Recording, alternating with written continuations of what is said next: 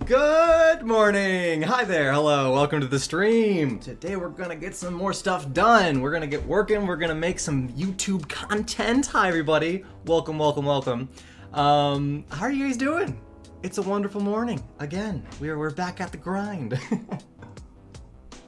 I mean, I've been working all week, but it's stream time, and as we said last time, today we're going to be working on a very particular shot. We're going to be working on jellyfish going through the jungle because we are replacing some dinosaurs. Specifically, we are replacing these dinosaurs. We have got 4 shots in a row that we're going to work on. I don't know which order we're going to take them on just yet, but we've got, let me mute this really quick. We got 2 dinosaurs slowly creeping through the forest. We've got an overhead shot, which will be very interesting. Then we've got them running, and then lastly, they kind of stop. They're in this resting position where they float up and stand in the middle position. So we're going to be replacing these 2 velociraptors with dinosaurs. Not with dinosaurs, with jellyfish. Specifically, we're going to be replacing the bigger dinosaurs. Goodness, many words. Bigger dinosaurs can be replaced with No Name, the blue jellyfish from early SpongeBob Season 1. And then the little dinosaurs can be replaced with just a tiny pink jellyfish. So, yes, Johnson, I am up early. This is how we do our streams. It's a nice early morning time routine. Now, before I actually get started with working on this stuff over here, a little bit of an update. Important. I'm gonna put the music in my ear because I want to hear it. Little bit of an update for the live streams, and this will be a funny update because I know you guys have been joining me on this little Twitch journey. But wait, I almost forgot. Okay, I can't. The update has to be delayed for a second because I messed something up. We're gonna fix it. Here we go. Hey, okay. Did that just click active live? I think it just did. I guess you're seeing this now. You should be. Hi. Okay. Update down below. This is going to be my last live stream on Twitch for many reasons. Partially, at the end of the day, I started doing these live streams on Twitch because I thought Twitch was like the place to do live streams. And then I discovered that Twitch has been kind of fallen off of their game recently. And not only that, YouTube is just getting better and better. YouTube's not perfect yet, but it's getting close to a perfect situation where I can stream there. So I'm going to paste this link in the comments here so you guys can go ahead and subscribe already. The live stream channel is up. I can show you the live stream channel too. Let me see if I can I pull it up? You're probably going to hear the audio of one of the live streams once I actually... Alright, no, we're good because I don't have autoplay on it yet. The new live stream channel. It is the home for not only all future live streams, but also, as you can see, I have uploaded the previous live streams, and this one as well will get uploaded to the channel eventually. And also, it's going to be a place where I can host live stream highlights. So, for those of you who don't want to rewatch the entire streams, I will be posting highlights of like the best moments. I'm already excited to post a highlight of like that moment when we came up with the idea like, oh, let's do Dwayne "The Rock" Johnson as a rock. That was a really funny moment, and so that'll be one of the highlights I post eventually.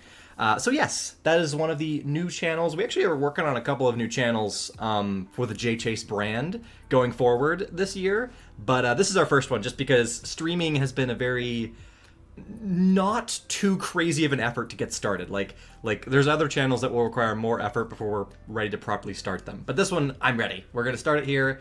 So yeah, I apologize because I know that in general, you guys got already started. You jumped on the bit. You jumped here with me to go to Twitch, and now I'm like, hey, by the way, we're going to go to somewhere else. So sorry about all this. This is the testing grounds. You know, this is the early streams. I'm figuring out what I want to do, and I thank you guys for joining me on this journey as I figure out what's going to happen.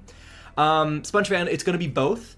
Right now, I have the full streams, but I will be putting highlight cuts throughout, which, by the way, I know that some of the clip functionality on YouTube live streams is there, I think. I think there's the opportunity for viewers to clip parts of live streams just like you can on Twitch. I don't know. YouTube is working on slowly implementing better and better live stream features.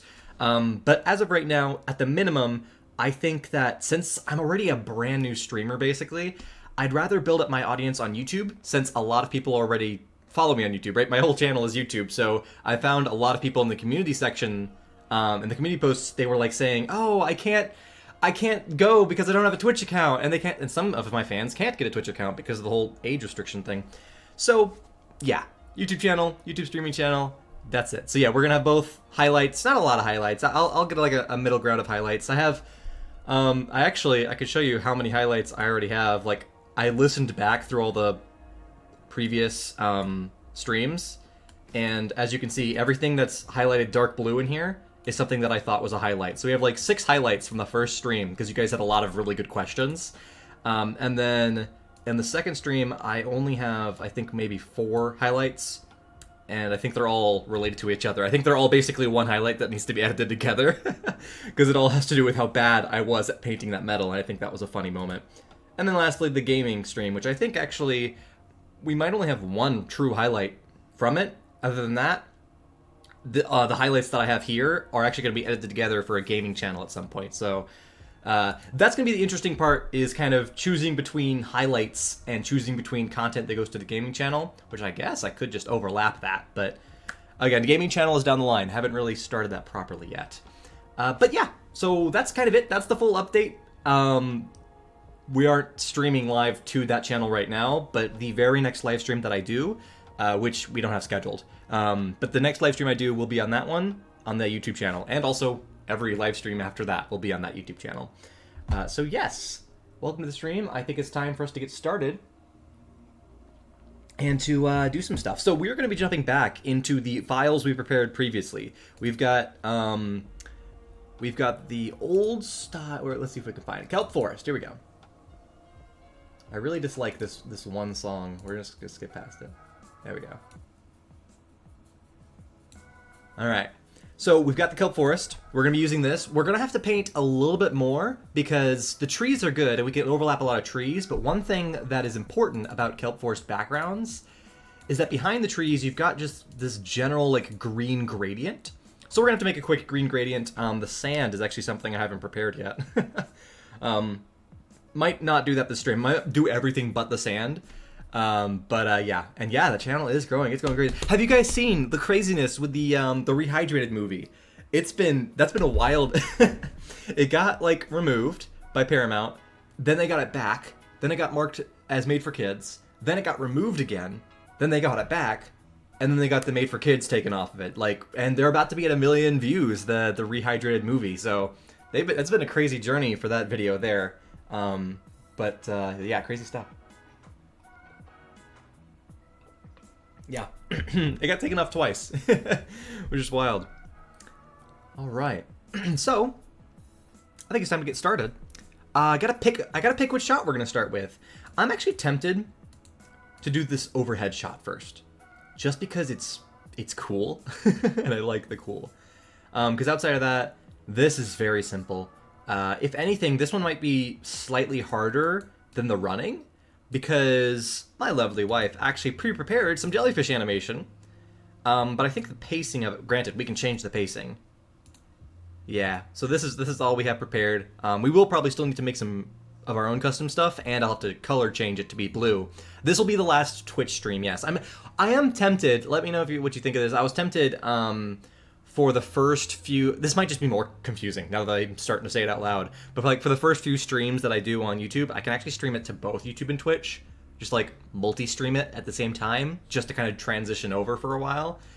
But that also sounds like it's just too confusing, and it might just be better just to do the 100% switch to YouTube. So yeah, let me know what you think about that. I think it probably would be easier, despite how much it is a change, right? We have to jump over to a new platform and it doesn't have all the Twitch emotes. But I think it'll just be better to do a full stop switch over to YouTube. Considering that I'm trying to do the long term of streaming, and I feel like long term streaming, like in the future, who knows what's going to happen to Twitch. I'd rather go to YouTube, where it's a platform that I already know is doing, it's owned by Google. YouTube's going to be here for a long time. Yeah, so this will be the last Twitch stream. And again, just in case anybody has joined recently, I'll probably wait again to post this link, but there you go, there's the link. So, with that, let's go ahead and get started. I do think I want to start with the overhead shot, mainly because I get to paint this, right? Like, painting is a very chill part of these streams, and I found this reference image from the original Camp Spongebob episode, which is like so perfectly analog to what we need to represent here. So I think we're going to start with that. And so it'll be a big old painting thing. Now there's a, we saw last time how I'm not so good at doing these smooth meshes. So we're going to see what I can do because I wasn't good at the metal texture. We'll do a little bit of experimentation. But yeah, let's go ahead and get started. I'm going to save everything just to make sure because I think some changes might have happened. And we're going to open up a new file and get started with, oh, you know what's actually, I can't start just yet. Because something I just realized is that the camera moves. So this isn't just going to be a 1080p piece of artwork. I actually have to have it bigger than HD so that the camera can move in it. So what we're going to do is actually open this in After Effects really quick. I don't have After Effects open. Here, let me open up my After Effects file, which I've been doing all the special effects in. All right, Scene VFX. And so we need to load this footage into After Effects and basically zoom out and see how big this canvas needs to be.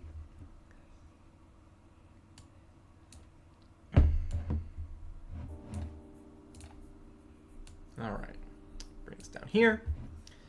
And the first thing we're going to do is go ahead and bring this on in. Also, this has a fade in, which I always have to very carefully know if a shot like fades in from black like this, because being a trailer, there's a lot of shots that will do something like that. And so I have to make sure I match the fades as well, because sometimes I'll get so caught up in just doing all the animation and stuff, I'll forget there's a fade.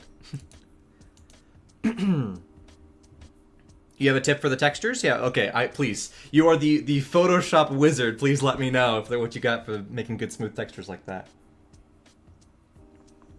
I can show you a couple of the progress I've got, Chicken Man. I don't have a lot of finished shots because we've actually been working on a lot of like elements, so I can show you some of those too. All right, so replace with After Effects composition. What shot is this? I think this is 11, because this was 9, 10, 11. All right, so this is going to be 11. Jurassic World 11.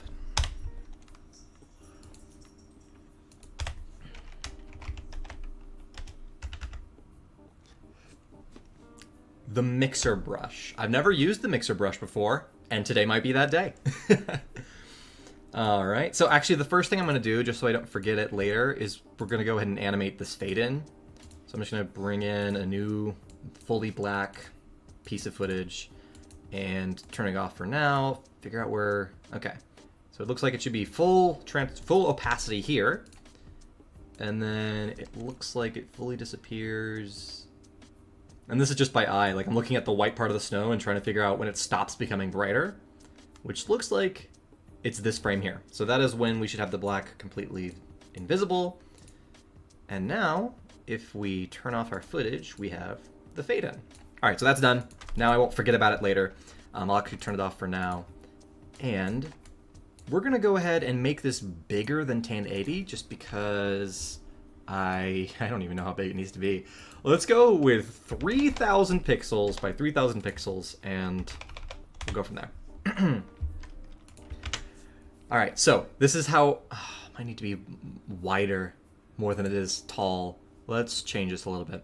I'm actually gonna go only with a height of 2,000 and a width of 4,000. All right, here we go. So at the beginning of this clip, I'm gonna go to where I can actually see it. All right, here we go. So I can barely see this. I can actually pump up the exposure. So now we can see it. All right. I'm going to drag this over to give it some space. Oh, can I actually line it up there? Oh, no, that's the previous bit. So this is going to be our starting position. I'm going to duplicate this and then freeze it in time. So freeze frame. Perfect. That little square is frozen there. Now we're going to move forward a bit. Drop down the exposure. Actually, you know what I'm going to do is instead of using the exposure on this very first one, we're going to use an effect to brighten it up.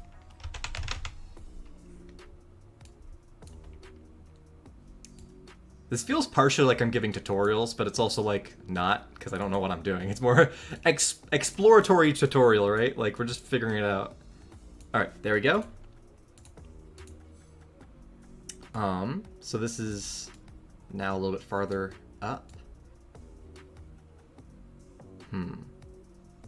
So it doesn't look like it's going to go too far. What I'm going to do is go ahead and put it at 50% opacity, and we're going to line up this tree branch here. And once that tree branch is lined up, perfect. All right. So now we have it going just a little bit farther, and I can kind of just do this for the sake of my own viewing help.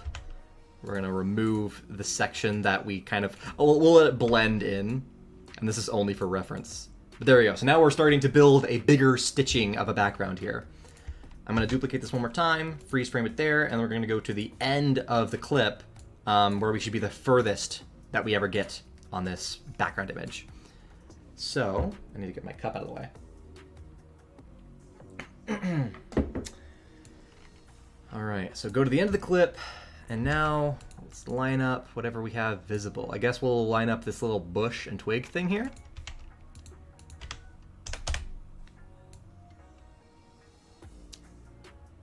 And that's lined up. Back to full. Alright, so that's how big it is. It's actually not all that big. I might have gone a little crazy with the 4,000 by 2,000 pixels. So what I'm going to do is go ahead and recenter in this middle one. So we're going to reset it. It's now in the middle position. I parented the other ones so it would translate with it. Turn off that bottom one. And that's probably 1,000 pixels less. We can go composition. And let's do 3,000 by 1,600. That's good. I'm happy with this. Okay, so now we have our bigger composition for the art, which means that when we use the art, it'll still be HD in the final clip when we have to move it. So what I'm going to go do is composition. We're just going to export this one frame. So we're going to save this frame as a file, and we're going to use this as our reference for painting all the trees in. Because basically what I'm going to do is match all of the kelp trees with the specific shapes of these trees here. So when we see the side-by-side video, it'll look like a perfect match. I might even see if we can match some of these fallen limbs, but I hate this song. We gotta. One thing I'm tempted to do for future live streams is actually like, because right now I'm basically just using these pre-made YouTube videos. Somebody else made a YouTube video of like a mix of music, but some of the songs I don't like. So what I think I'm gonna do is figure out what songs they actually used and make my own mix. I'll take some of these songs because some of these songs I like, but not all of them. So I think I'll have to make my own mix of songs for the future.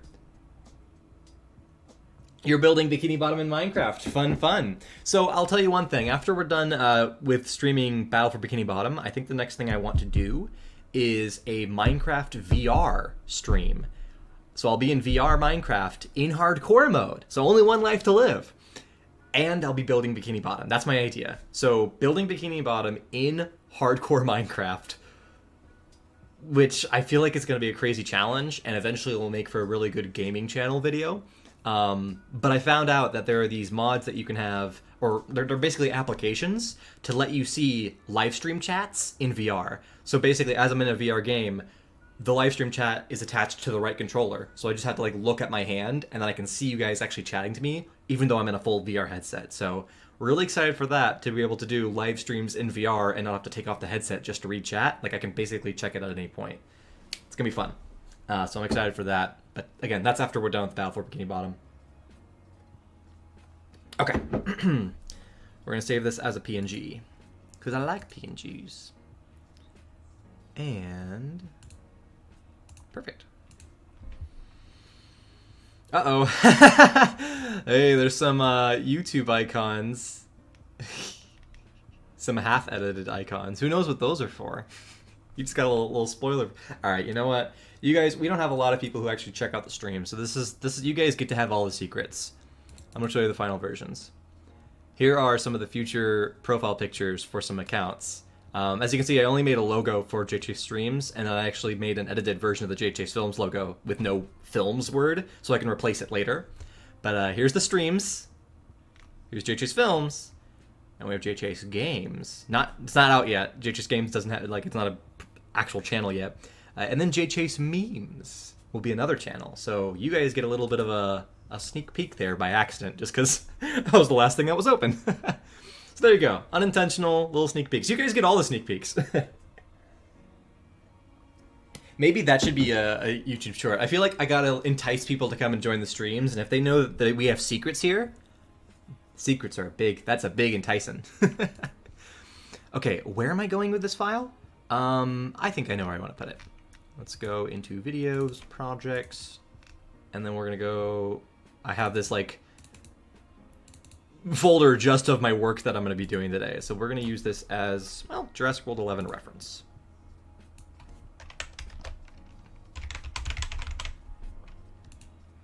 All right, render that, and bling. Actually, instead of making a new file, I'm just gonna create a new file by dragging it into the header of Photoshop. All right, so renders, pre-renders. This is not the best place to have organized this, but I wanted all of my files that I work with today in one folder. All right, now it's the correct size. So I'm gonna go ahead and drag in our reference image. Actually, we technically have two. Yeah, this one. What's interesting is that this one actually has the sand on the bottom. We might have to paint sand today, which is okay because we have the speckles, and we know I'm good at speckles. At the end of the day, the texture for the sand is not all that different from the texture of the grass. It's just different colors. It's basically just like a watercolor kind of mix. So if I can do one, I can do the other. If I could do one, I could almost just color change it into the other. It's kind of like in the old Super Mario game, like the original Super Mario Bros., where the clouds are the same like texture as the bushes. It's just that the clouds are white and the bushes are green. Yeah, I definitely need to build up a library of like paint textures that I can create. So we're gonna go ahead and drag this in as reference. And also, I'm just gonna have it open on my top screen so I can reference it. So it's gonna be up here. Cool. Man, these look like banana leaves. I really like this vibe. So we're gonna start with the outlines of the leaves, because before I get to texturing, I just kind of want to match the shape. And now we're in Zen mode. Now we actually get started. Do you have, okay, SpongeBob background music. I do have SpongeBob video game background music prepared for today's stream, so we can switch over to that if you'd like. Basically, I found a playlist, and it has music from the Battle for Bikini Bottom game and from the first SpongeBob movie game.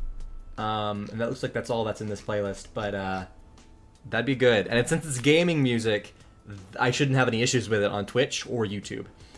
So if you want to switch over to that, we can do that. Okay.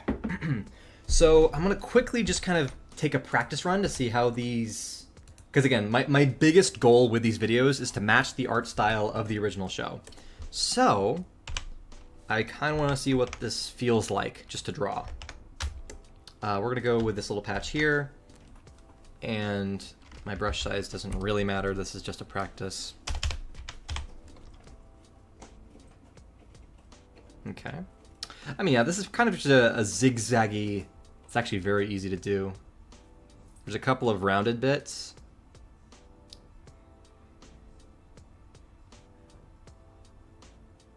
Yeah, they kind of go in between. There's round bits and then there's sharp bits.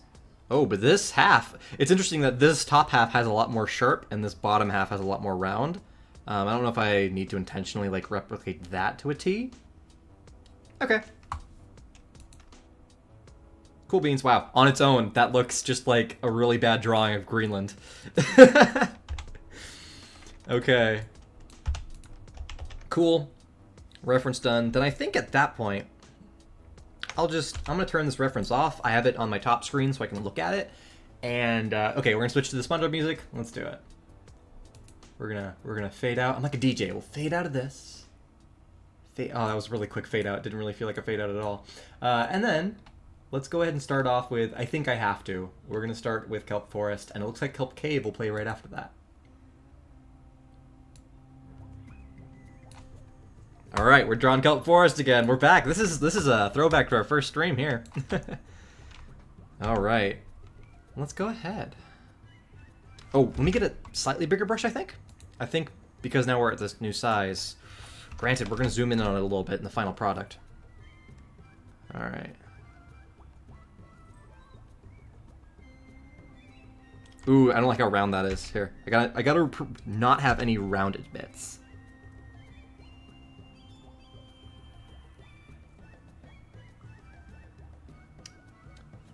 Kind of hard to see this blue. Let's do red. I think red will really show up against this background here.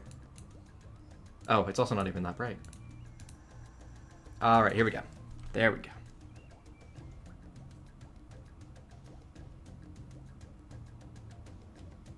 This is like, I just have to invent. Like, who knows what I'm supposed to do. One thing that they do is they almost lightning bolts these patches. Like, it kind of goes back and forth, and I want to replicate that. But I'm also trying to match the trees in the original trailer. So this is kind of that tough decision making I have. Oh, there we go, yeah.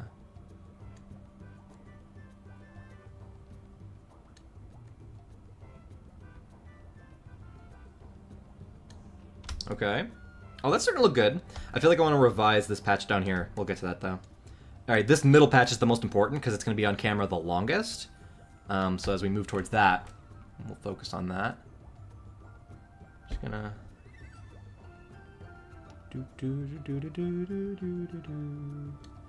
Alright. Let's do... I feel like this spot... So, we have a lot of these solo trees. Not a lot, but there's like 2 solo trees that exist on the top of this art. And this might be a good opportunity to do one of those solo trees. Because there really aren't any solo trees in this whole... Well, oh, there's a one right here. That's a solo tree. That's good. So one of those... This will be one of our solo trees. But...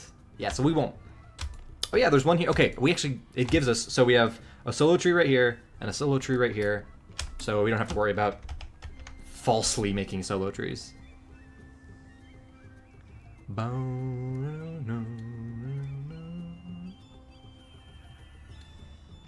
We're going a little slower because I realize I can be a little bit more artistic if I kind of focus on what I want each kind of area to look like.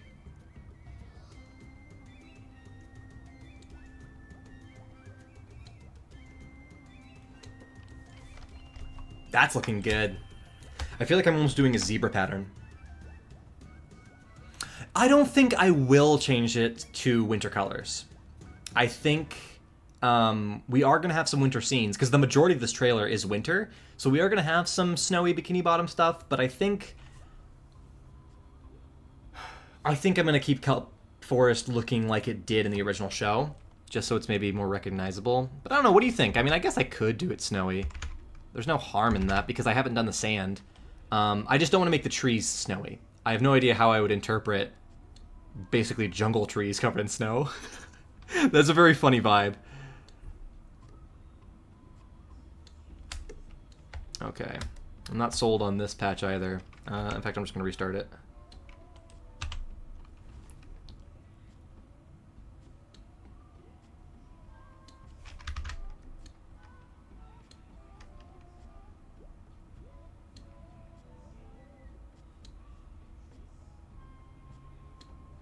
This is basically just a slow version. This is creepy.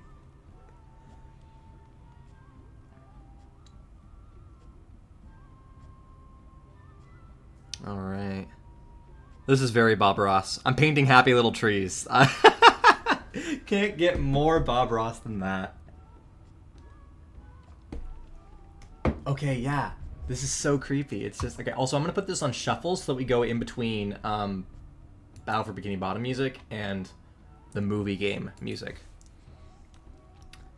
Alright, we're going to go bloop.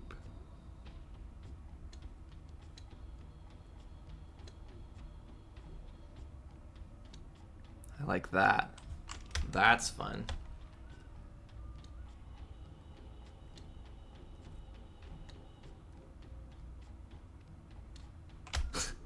Just inventing trees over here, everybody. Thoughts on Lightyear Pixar trailer? I think it's actually pretty cool. I think it's a little bit of, you know, silly, weird way to do a... My first impression was if we're getting a real movie, like the idea that this is the movie that little Andy actually saw before he got the toys. Like, so if we're seeing the real version of Buzz Lightyear, does that mean we're eventually going to actually get Woody's, like, Roundup? Like, are we going to get a real, like, Disney Plus show that's just the real Woody's Roundup? Because think about it, that's what they could do next. If they're going to do a real life, like, not, you know, style, it's like as if the real Lightyear, if they're going to do that, they totally could just do the real Woody show. So we might get that in the future. Mark my words, we're probably going to get a Disney Plus, like, Pixar Woody's Roundup show. But I like it, actually. I think when it comes to unnecessary sequels, this is actually a cool looking one. It looks like they're actually digging into... The style of it is just what makes it so interesting, is it looks like a kind of legitimate sci-fi. I think that's a cool angle. It's... And I trust Pixar, too. Pixar is just really good. So, yeah, seems pretty cool. Really excited about that. Oh, man. Gosh, jungle trees are just... This music is so creepy. I don't think I ever... So that's the thing. As we play through Battle for Bikini Bottom, this is the one area that I want to make sure I go to the most. Like, we might skip around in all the other levels because we're just trying to finish the game. But I think my biggest challenge is to redeem myself, my childhood self, and to properly finish Kelp Forest. That's gonna be crazy. Because I know it also has one of the hardest slides, and I haven't been doing too good at the slides. Whoa! Big old brushes. I've been getting really excited. Have any of you played the Kerbal Space Program game? I love Kerbal Space Program, and I've been like, last night I was just watching all of the marketing material and the advertising stuff and the updates that they've been doing for Kerbal Space Program 2. I'm so excited for that game. I love space travel and all that stuff, and in that game, in Kerbal Space Program 2, they're making it to where you can do interstellar travel. So you don't just stay in like the local solar system, but you can actually travel to another solar system, and very cool. Oh man, this is like gonna be the longest strands of tree limb.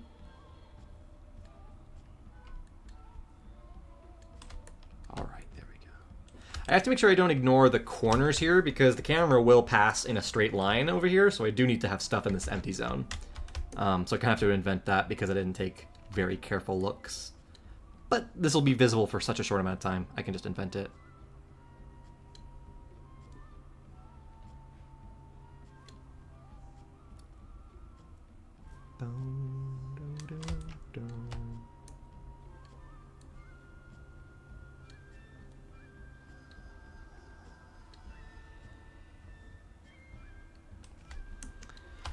Is it harder to make movie trailers or SpongeBob in real life? SpongeBob in real life is harder. Well, they have different... like any question, the proper answer is, it depends. But... overall, I'd say that SpongeBob in real life is harder just because you have to actually film all of the footage, you know, like...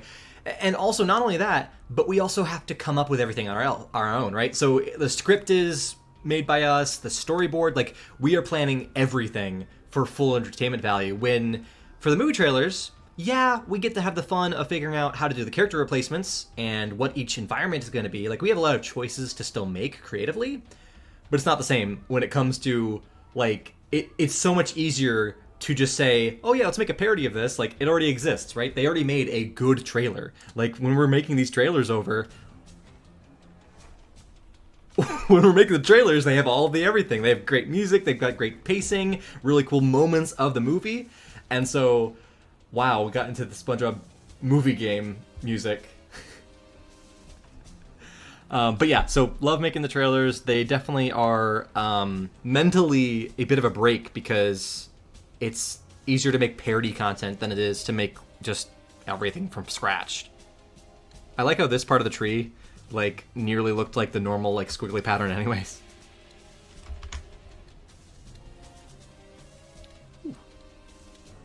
This is intense. Guys, this is intense art drawing right here. Get the montage. This reminded me of the hacker montage from SpongeBob in real life.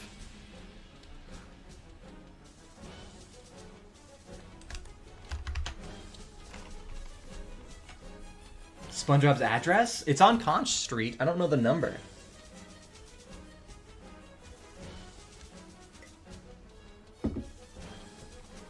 It's, yeah. I think it might be a 3-digit number. SpongeBob on the Run. Didn't feel like we needed it. Yeah, it kind of just came and went, didn't it? Like, it wasn't much of a long stay kind of thing. This song is so intense. We're gonna skip one song. There we go. feel like the movie game is louder than Battle for Bikini Bottom. This is gonna be a weird playlist if it goes in between volumes. But yeah, SpongeBob on the Run. I didn't even properly see it though, to be fair, so I can't make a good judgment on it. But it did seem to kind of retread like old kind of bits of the old 124 Conch Street. There we go. So it was a 3-digit number. Got that right. Oh, this is... Man, the SpongeBob SquarePants movie game is so good too. This music is reminding me of this section of the game.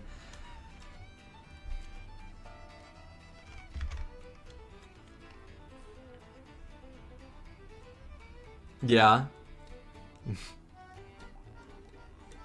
Yeehaw!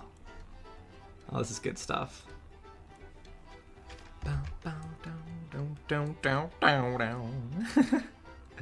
Oh, we're getting like a curvy leaf in here. We're getting fancy, guys.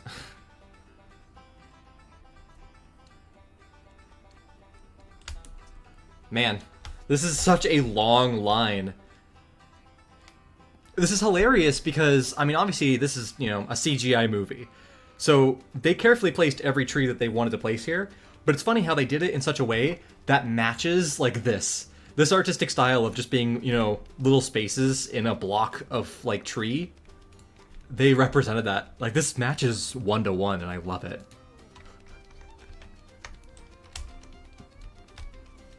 They're gonna have more SpongeBob movies in theaters? Yeah, I feel like they're going gung-ho on SpongeBob content. As they would, I mean, SpongeBob is a giant just behemoth of a, like, brand. You could do just about anything. I'm surprised, has SpongeBob gotten into Fortnite yet? I'm surprised it hasn't, if it hasn't. We can do that. Alright, I actually feel like we're just gonna make this be a giant opening here.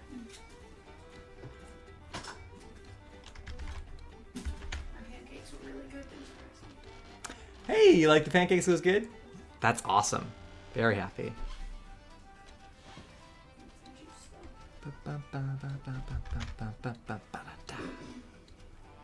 Man, this is getting a little tedious though. It's like, it's basically the same thing, but I have to try to figure out how to make it unique each time I do it, right? Like each area, I don't want it to be repetitive. Oh, I really like that one. Here, we're gonna make this longer. Oh, not that long. There we go. That way we can come back out.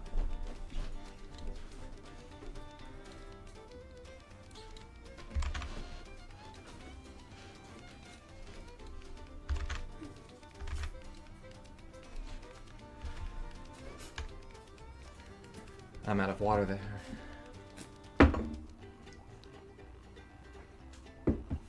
This music's so good. Glad we switched to this. Oh, it just ended. Golly, the movie was so awesome. I'm trying to remember what part this is from. I feel like this is actually the bar with all the tough people. I think that's what level this is from.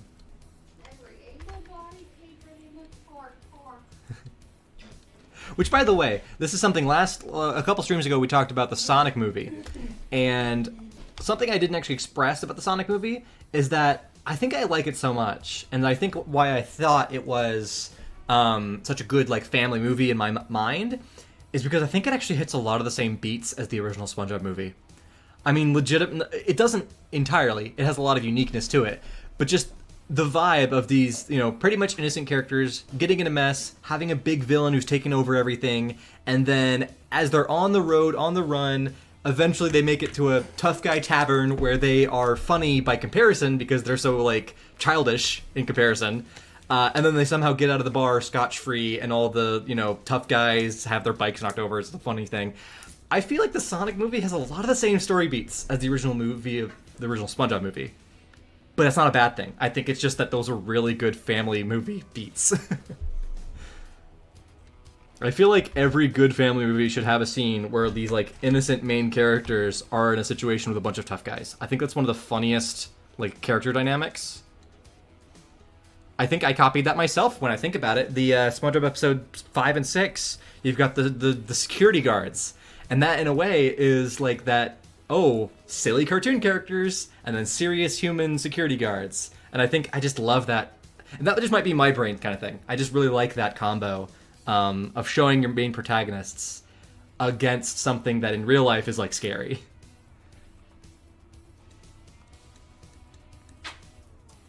Gosh, this music goes hard. So happy that the people behind this game series did it this well.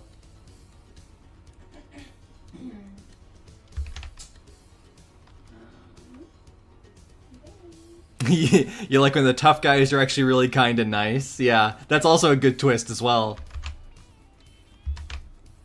I think just the tough guy persona character you can have so much fun with in a movie that you're doing comedy with. It's like, tough guys... I think tough guys are just a fun storytelling element in general. It, you know, whether it's them actually being tough, in which case you've got like really, you know, dramatic, serious kind of content, in which case you can really make them tough and scary. Or if you're not doing that in comedy, I think tough guys excel in comedy because there's so much you can play off of them. All right, I think we have completed the outside. That is such a funny shape. Looks good though. This is a boss fight. I think this is the boss fight against the what's it called? The big fish, the big red fish. The lion or frogfish. The frogfish. I think this is the boss battle against that. I can check because it says ambush. So it's probably that. Yeah, the song title is called Ambush. There. That's great. Okay, I'm gonna go ahead and do the solo tree outlines as well, because we have those. And we're gonna do those in a... Oh, there's not really any good colors. We'll do a yellowish orange. The movie soundtrack is a lot more active.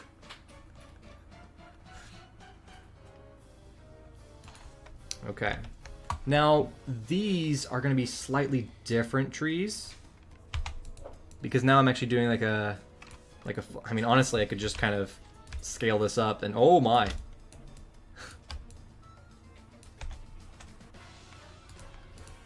It's not one-to-one, because this tree is kind of perspective shifted. Oh yeah, this is one of their slide themes.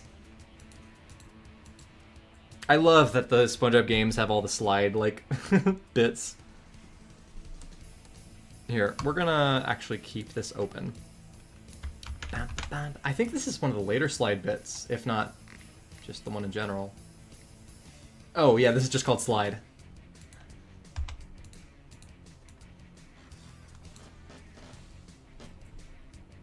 The trees have grown much. Alright, so we're going to use this as reference. Now this is a lot more cartoony. It doesn't even have any paint shading. I think our version will have paint shading. Maybe. Maybe we shouldn't. Maybe we should really match the original, like... Because that's the thing. In the original cartoon, this was only cartoon. This wasn't painted because this is where the Camp Spongebob flies through it. And so it gets animated, and that's why it doesn't have paint shading. So I think ours will have paint shading. Alright. So I guess we're going to have a center point. We'll just go up from there.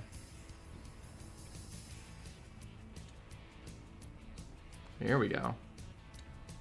This looks like nothing like any of the other stuff around it.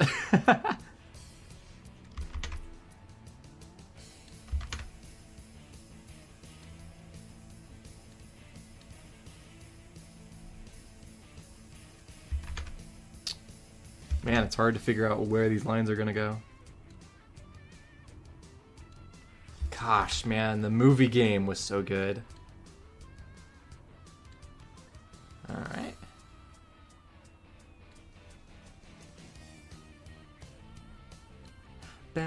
This is like, I forgot how integral this was, like, in my childhood. I loved this stuff. Oh, this is starting to look good.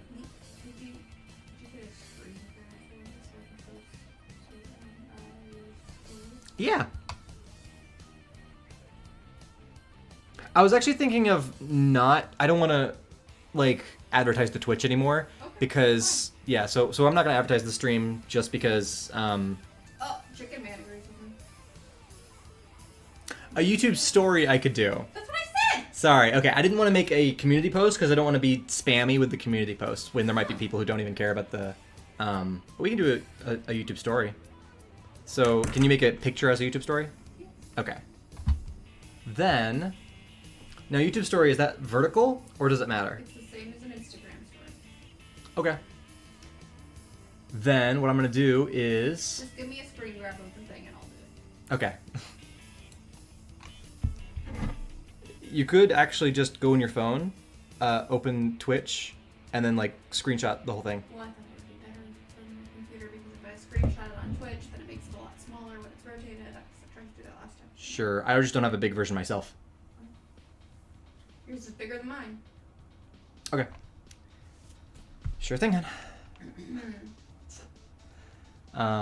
Wait, can I full screen it? I might be able to full screen it. I just... Whatever. Okay. That's okay. It's only for a story. Let's pose for it, I suppose. This is their classic arena fight.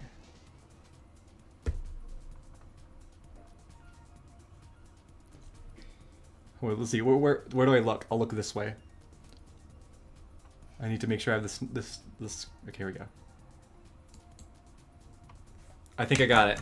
So what I just did is I took my screen capture tool, and we're gonna see if this works.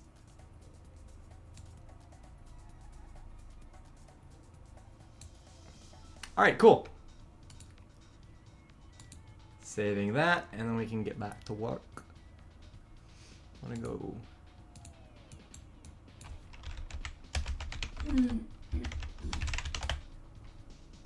I have seen the original Cloudy with a Chance of Meatballs. Good. It is a very good movie. Second one's weird. Is the second one weird? I haven't seen that one. I've seen the cinema signs of it. All right. Yeah, we'll open a... Need to go to downloads. Where is it? Alright, hon. I have now sent it to you. Thank you.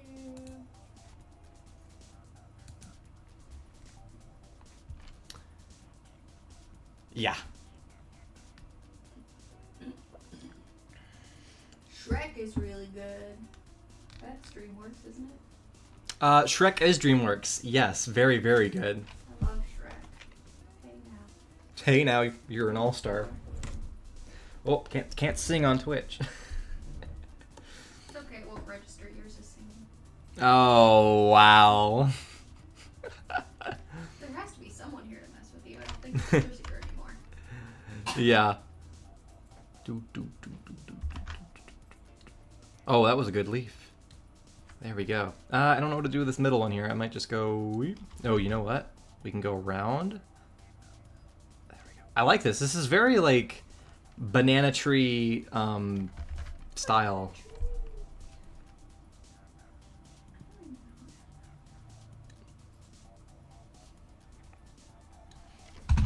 Almost done.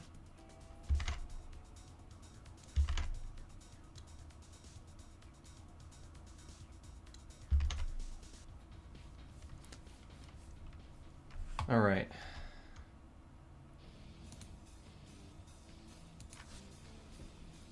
I like that. That's good. I'm happy with that. Okay, moving on. Moving on. Let's do our last tree, and then we start with texture work. I don't think I can properly represent this branch, nor do I think I need to. Because I don't think in the original, there's not a lot of, well, I take that back. There are sometimes little things that had fallen over in the original episode. But for the most part, this is very clear grounds. I could maybe put some rocks. I got a rock. I think I could put some rocks down in the middle of the ground, and that could be a representation of that. Oh, there's also this tiny thing here. Yeah, that's funny. Maybe we can do something here. Here, let's make a middle point again.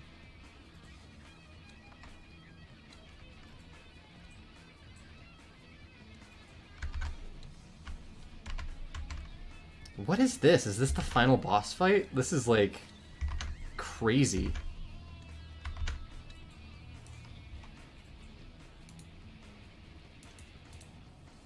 Also, it really doesn't feel like it's shuffling. It's been staying in the SpongeBob movie this whole time. Yeah, this is the final boss music. Love it. Love how they still represent the music.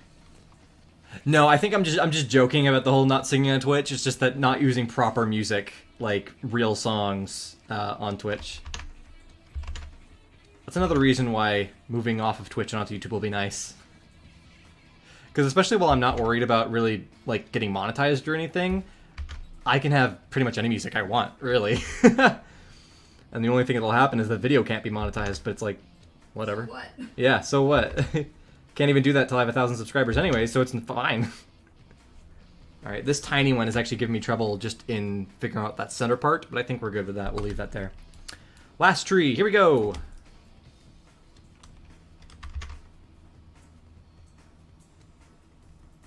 I like how the, like, there are sections of the tree here that I can basically use as, like, the main partitions of these leaves.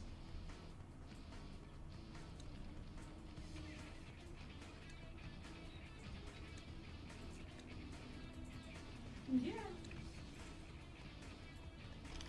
Man, I feel like this is bigger.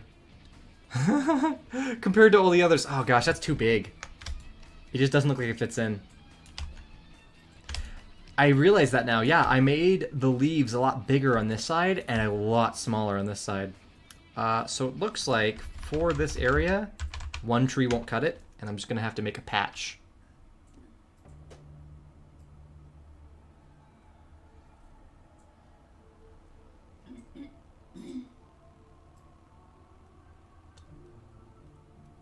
Yeah, we are like solely in... This is good music though. This is the Now That We're Men, right? This is when they're in the giant bottom area. Oh, this is great.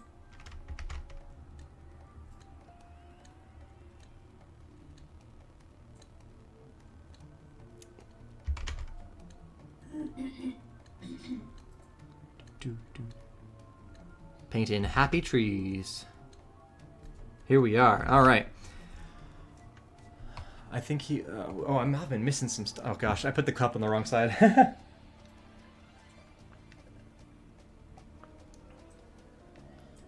Yeah. Stephen Hillenburg, he was a marine biologist. And he did some comic book stuff as well. He did, like, comic sketches.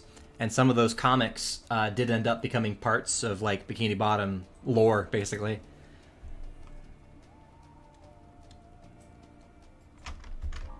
This music is bringing me back. It's too bad I don't have an easy way to do a stream of the SpongeBob movie game. Maybe someday, if I can figure that out, that'd be fun.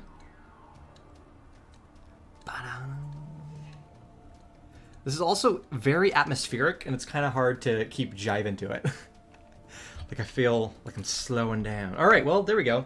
We've got that settled. Let me get rid of our reference here. Now it's time to get to texturing, which we know how I'm at that. Now this being said, I do have much better reference this time. In fact, I'm going to do what I did with the skies and get color reference really quick. There's a lot of colors here, though. One thing I noticed is there's this like brownish color. It's rare. And it's kind of layered over top. I don't think I can get a good sample of the brown, so let's invent it a little bit. We're going to go a little more to the yellow, a little bit darker in. Alright, yeah. So I think that's my invented version of the brown. Are we on a new color? I haven't labeled anything. Main outlines. Patches outlines. Is that happening? Something's wrong with the laptop. Seriously? Yes, How so? it just keeps shutting off. Is it plugged in? Yes, it's plugged. I mean, just properly. Is it like... Is there lights on? Figure it out later. Alright. We have laptop issues when we previously had some laptop issues, so... This is with a brand new laptop. So now we have 2 laptops that have been having laptop issues. which is not great for productivity. All right, so we're gonna color palette. Oh, getting your emotes in. Now that being said, when I hit 1,000 subscribers on the YouTube streaming channel, then I get the opportunity to make 4 custom emotes. So Make sure people follow. we'll figure those out. Maybe the pineapple on the pizza will become one of our 4 emotes there. And then as I get more subscribers, I think I get more or something. But yeah, at the minimum, we can start having some, and those are free. Like, you don't actually have to pay the YouTube channel to actually have those emotes. Those are just the emotes get to be on the YouTube channel streams, as long as I have 1,000 subscribers on that stream channel.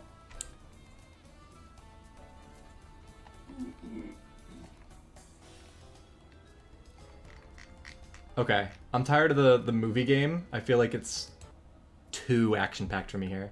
There we go. This is a little bit better.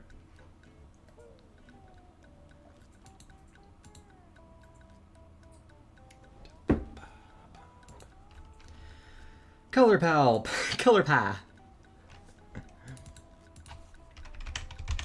Also, ignore if I spell color palette incorrectly. I don't know how to spell color palette. Don't ignore, make fun of him. No, don't make fun of me. All right, we're gonna get this like dark green. We're gonna get, I guess, the lightest green I can find. And I could just use those two. Maybe I'll find a middle green because it looks like there's a brownish quality to it. It's very jungly, very dirty.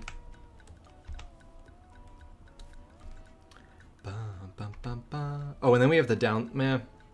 I'm not gonna worry about the underside just yet.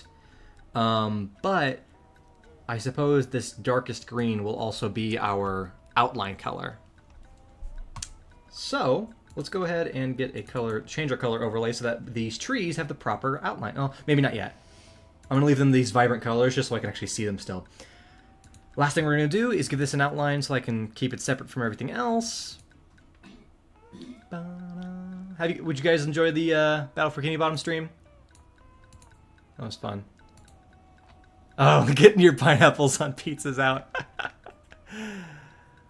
Oh my gosh. Yeah, I will make some SpongeBob emotes. So that's the fun thing. By the way, actually, fun thing. So we're going to be working over the next week. We're going to figure out how to start our Discord channel. And I know for a fact that we can get that that pizza time emote on Discord at the minimum. So even if we don't have it for our upcoming streams on YouTube until we have 1,000 subscribers, we will have that emote on our Discord whenever we get that started. So there you go. Okay. I don't think this layer is being used, and so it's going to be our paint layer, or at least our first layer of paint. Paint 1. Run, dun, dun. Doo, doo, doo, doo, doo. Honestly, I might just fill in, like, everything. Yeah, we're just... Oh, right, because I can have my reference up top. Do, do, do, do, do, do, do, do. There it is. I was like, where's my image?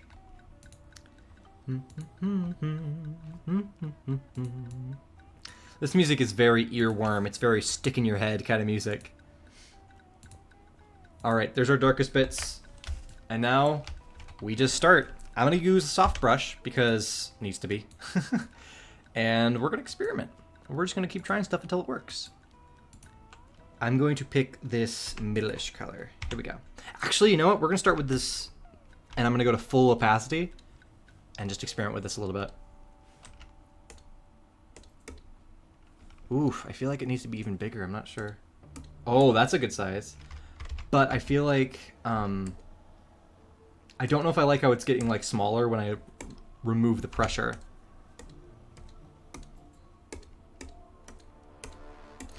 I feel like if I actually aim for a camo kind of pattern, it'll end up looking good.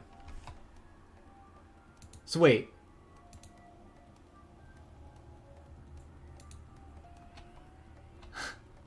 This playlist is messed up. When I turned shuffle on, it turned shuffle off. And then now when I turned shuffle off, it started shuffling the music. YouTube, be a little bit better, please.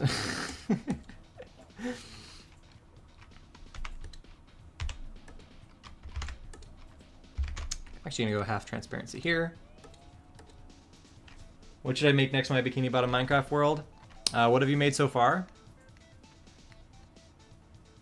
The Krusty Krab would be a big one. That'd be a fantastic one if you haven't. You can't hear the music. It is real quiet. I meant to say that. How's that? All right. I'm gonna even go even darker, even though the real show didn't do this. I feel like we need just some slightly darker darks. Oh, hey, we're not gonna even hear this music in the playthrough because we haven't gone to the city.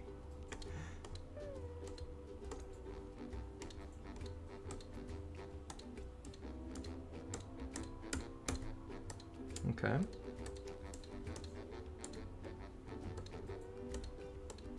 I feel like I'm also just making a very cool background where it's like a forest and you're zooming past it. Better? Perfect.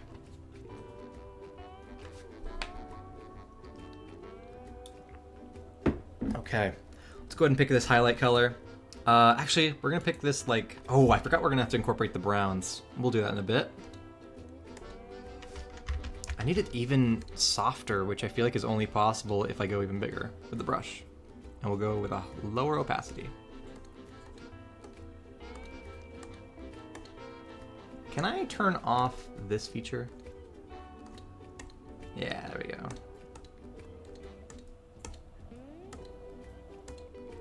This music is actually the most similar to real SpongeBob music, I think.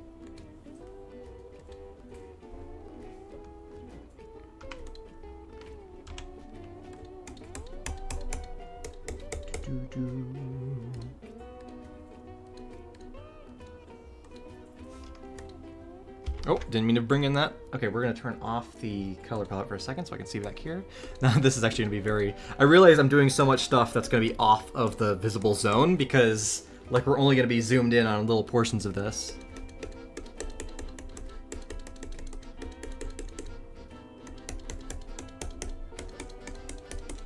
All right, just making some texture in here. Jellyfish fields, that'd be fun. Big green areas.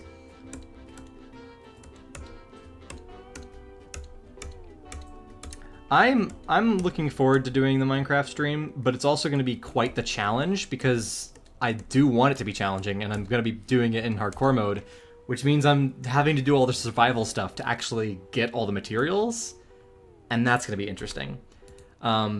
But I've been thinking about it, and it seems like it's gonna be fun to do, but I feel like one of the first things I might want to do is either SpongeBob's house, obviously, or like Sandy's tree dome. Because Sandy's tree dome wouldn't be too difficult to create in Minecraft. You just have like the glass and then a tree. I think it's one of the easiest resource ones to do in a survival world. Can't think of anything. I mean, Patrick's Rock might also be very easy to do, resource-wise. Yeah, Patrick's Rock would be very easy. So my challenge, I think, is I'd have to find a world where there's a very large desert area, and then nearby there's a mesa, because I'd need all that, like, colored clay to do, like, SpongeBob's house. I need a bunch of, like, orange clay.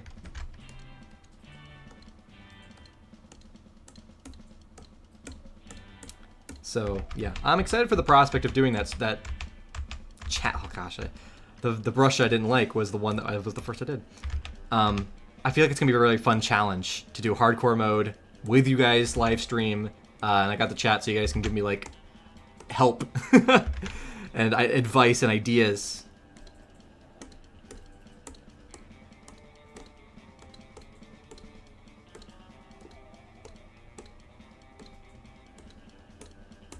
All right. I mean, this is definitely looking better, I mean, for what it is, than the metal texture was.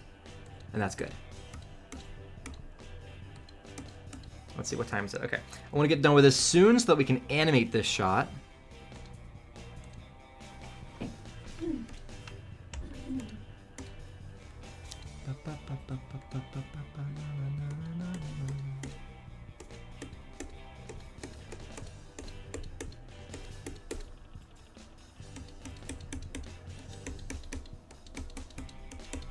Alright, get these highlights in here. I'm basically just going in between, like, dark and highlight. And I did forget these tiny little trees in the middle.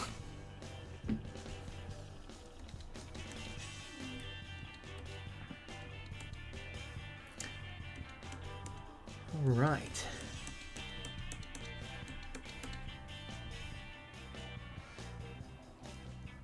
I actually have a crazy story for you guys. A story that I don't think you guys know about. Do you want to hear the story about the time that the cops got called on a film shoot that I was on? Not my own film shoot. This isn't my fault. But the cops were called. And so here's what happened. Ask if they want to hear, and then you say it anyways. You're funny. So I was being a part of my college film group. So there was a big group of us at my college where we had a organization that we got together and made short films each semester. And so one of the films that we were doing was an action film. And this was a couple of years ago, the middle of my college career, basically. The important note here is that this film organization at my college was hosted by the actual, like, professors and stuff. Like, it was a properly funded by the school thing. So us getting in trouble and misusing school funds or, you know, like, that's a bad thing. So we have this action film we're doing. We've got our main actor. We got a location. It's this, like, factory location out by a main, like, street or something like that. And so the idea is that you've got this character who is sneaking into this factory where there's a bunch of security guards, you know, general action film kind of thing. He's got his weapon, which is an airsoft gun. And so we're filming, right? We're filming out there. We got a crew of like 30 people out there. I think I was doing sound on that day. So I have my headset on. I got the boom mic all ready to go. And we are currently, like, 20 people of a crew are on one side of the street, and only about 4 people are on the other side. We got the camera operator, we got the actor, and then a few other department hands are sitting there on the other side as they're getting a special shot of the actor crouching in the grass, aiming the gun across, and aiming at another actor. You know, it's an airsoft gun, you know, not dangerous or anything, but we have the other actor on the other side of the street. Over time, cars happened to drive by because it was a public street. I'd say maybe 10 minutes later, we hear police sirens. I immediately joke at this point. I joke, "Oh, hey guys, I guess we got a 5-star wanted rating, huh?" And then only about 60 seconds later, around the corner comes a armada, no joke, of about 4, I think, or 5 SUV police cars. And they stop on the road, and once they stop, we're like, oh no, they're here for us. And so they get out of their cars, and it was the most terrifying, like, show up of police I've ever seen in real life. They've got, like, their canine dog units. The canines come out, and every police officer has a rifle strapped. And we were just like, oh my gosh. Like, worst case scenario, or half the worst, like, we get arrested. Worst case scenario, violence happens. Like, we get shot. Like, it was terrifying. I mean, like, we had, you know, us 20 people on the other side, helpless. We feel helpless as we're looking at the other side of the street, and the police officers are going to the 4 people on the other side of the street. And so it was terrifying. We're just like, oh no, what's gonna happen? But yeah, like, they put down the airsoft gun, they explained it. Now, so here's the lesson to learn from that, by the way. If you don't know this, if you're ever gonna film a proper film project with fake weaponry, the first thing you do, if you're going to be filming in a place... Sorry for hitting the table, I'm sure that messed with the mic.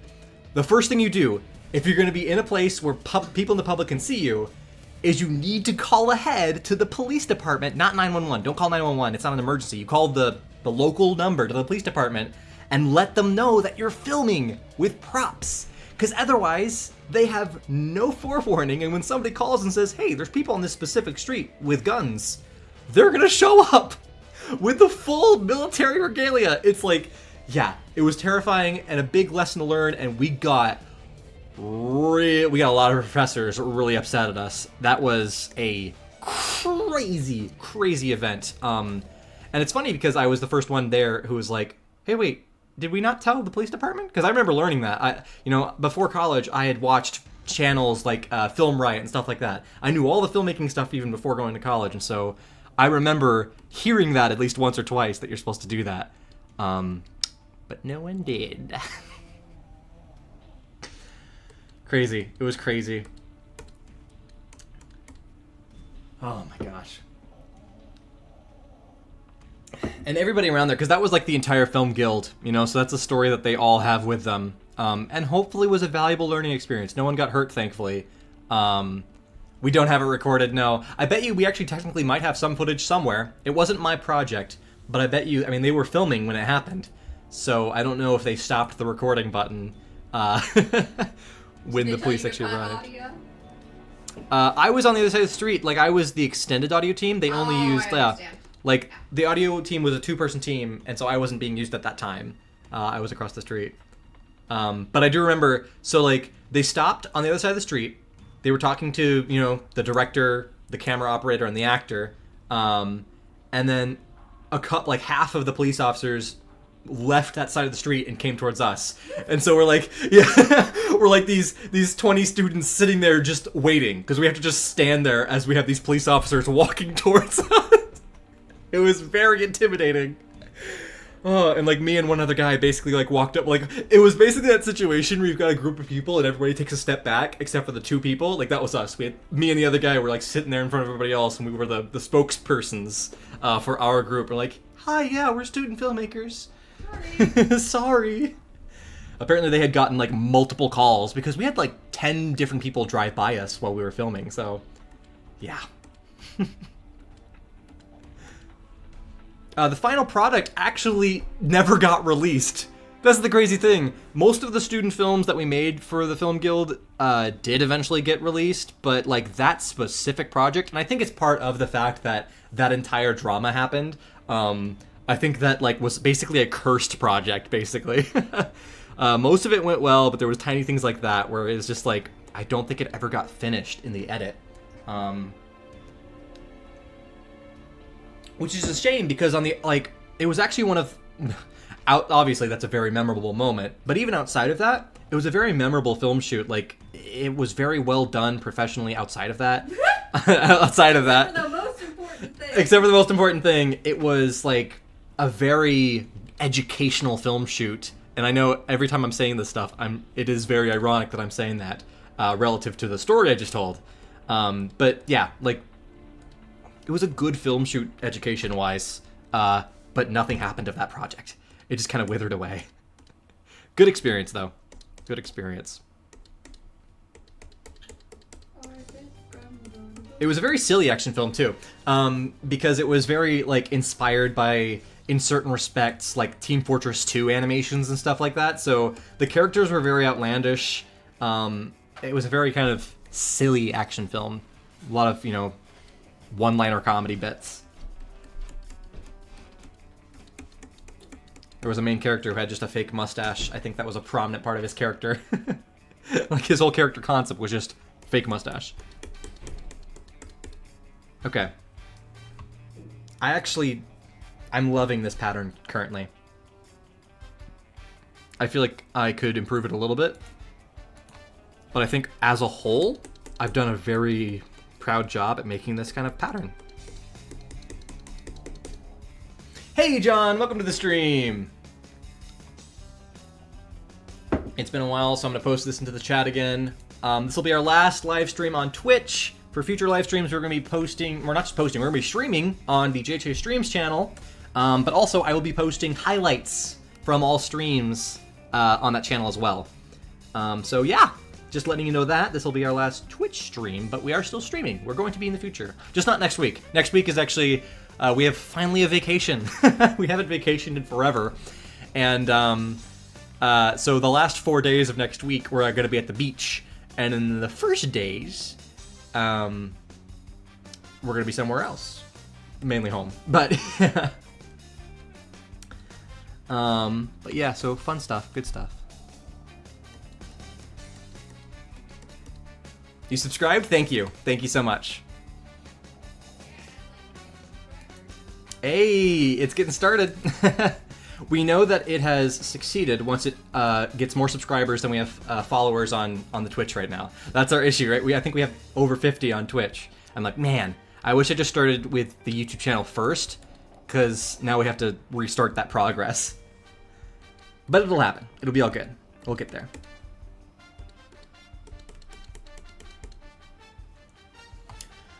I don't think I'm going to delete the Twitch account because I don't want somebody else to claim the name and then pretend to be me, so it'll probably just sit here idly. And if I ever need it again, this Twitch account will still be here for me if I need it. All right. I'm gonna go ahead. Oh, you know what I just realized is this outline weirdness is gonna be weird. Let's go ahead and delete this middle bit so I can see the progress and see what this looks like so far. Oh, that didn't work at all. Here we go. Wait, where is it? I need the main outlines. And now we're just going to delete, please. Oh, right. Because there's 2 layers of color, isn't there? Yeah, there is. Okay. So this is paint 2. I have done the bad. I didn't organize my layers, apparently. There's a good slide. And now, let's go ahead. Oh, shoot. I didn't mean to delete. Okay, hold up. I think I have to combine the outlines because I was deleting the stuff inside these solo trees, and I don't want that to happen. So, we're going to do main outlines, and we're going to erase. I'm basically going to combine these outlines together.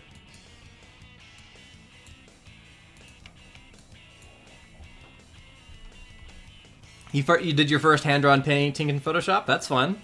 Is hand-drawn because you don't actually have, like, the tablet kind of stuff, so it was like a mouse-drawn? Because that's always challenging. Yeah, Illustrator with a lot of shapes. I mean, that's me too. I'm much more... I've gotten better. I'll say having this tablet allowed me to exercise the like hand-drawn aesthetic a lot more, and so I've definitely... Say again, hon? Yes, thank you. So that's the thing, just literally having the time to practice it, because otherwise I very much focused on just line work and, you know, illustration, basically. Okay, we're gonna layer... This is gonna be interesting. I have to figure out what proper color I want these outlines to be. This might work. That's a little too dark. And that's obviously too bright. What's the middle point between them? Right here. That's pretty good. I like that. Hey, success. All right, so we're... Oh, I realize one thing that the original has that we don't currently is all of these middle trees. They actually texture the outlines by adding all of these. We need to add that. Also, there's these little, like, dots. So that's our last step here before this is complete, is adding that texturing on top. Also, theirs is so much brighter. What am I missing? I feel like I need another brightness layer. Alright, well, let's go in with one more layer, apparently, because I guess I'm not quite done. And we're going to add some last little highlights.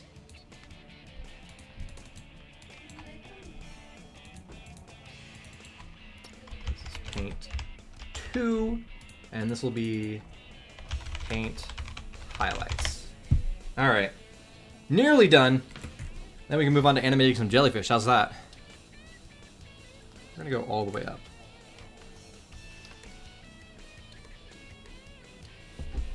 Nearly out of water again. Man, see, the thing is, this is something with live streaming, is because I'm talking so much, which is not a bad thing, right? Like, I gotta keep it entertaining, right? Gotta keep talking, but drinking a lot of water. Really running out. Trying to emulate real paint in Photoshop. Yeah, that's something I've never even attempted. How did that go? Was it successful? And what did you use to do that? Did you use, like, plugins or special brushes? Hi, kitty. What? Don't know if you guys overheard that. That was a very cute kitty. What do you need? How can I help Oh, this is an eraser tool.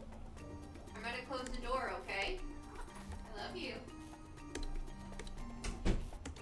Alright, here we go. We're gonna need an even bigger brush. The music just stopped. That was weird. Oh, it's buffering this video. Oh no! I gotta be entertaining on my own, guys. YouTube's buffering slowly, which is weird. How's the stream? Is the stream like glitching up? Because apparently YouTube can't load. Weird. Alright, the playlist isn't loading, but I do have this Nintendo music preloaded in, so I should be able to just press play. Alright. We're gonna have Nintendo music for a while because apparently that playlist wasn't loading.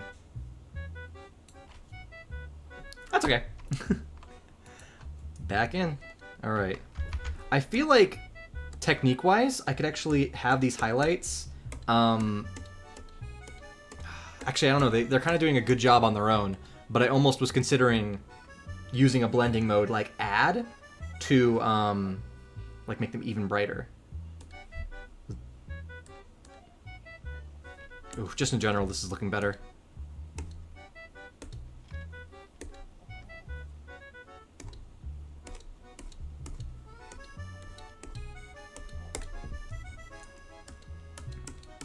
Okay. Thankfully, this kind of painting is a lot more forgiving than the metal was, because this still doesn't look, you know, like professional, but I think it looks a lot more like tree leaves than it does. Like the metal was a very big failure, but this actually is, you could buy this. I buy that this is being what it's supposed to be. Oh. Regular brushes and the mixed brush. Okay, well, here, I guess let me try that really quick, because I haven't, you know, you've recommended it and I still haven't tried it. Where is the mixed brush? Oh, it's right there. All right, I'm gonna turn off everything except for the paint itself so I can kind of see what it does. Wow, that looks very funny. Because I don't yet know, and I'm probably gonna have to merge down all the layers, I presume. All right, let's see what this does. I'm gonna go against the grain. Interesting. Oh, does it add the color? So is it mixing together the color I currently have with ones below it? That's cool. This actually would have done very well when doing the metal. Yeah, this brush would have worked very well. And eventually when I have to do metal again, I'll make sure to use this brush in the future. So then if I just pick a middle green maybe.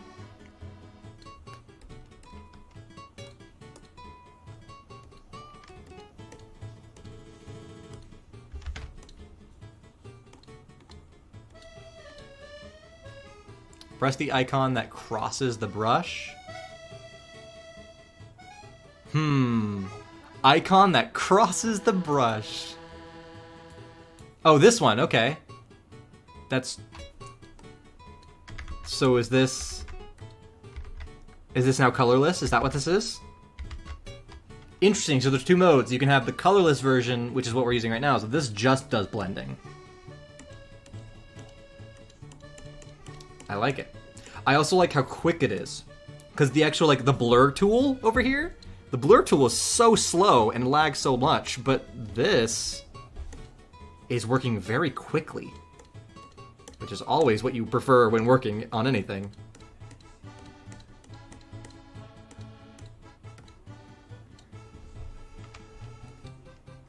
That's cool.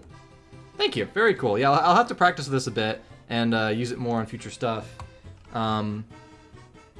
I think for now, though, I'm pretty darn happy with how this overall has gone. I'm actually gonna... Here, wait. Can I actually like how it works when you add color into it.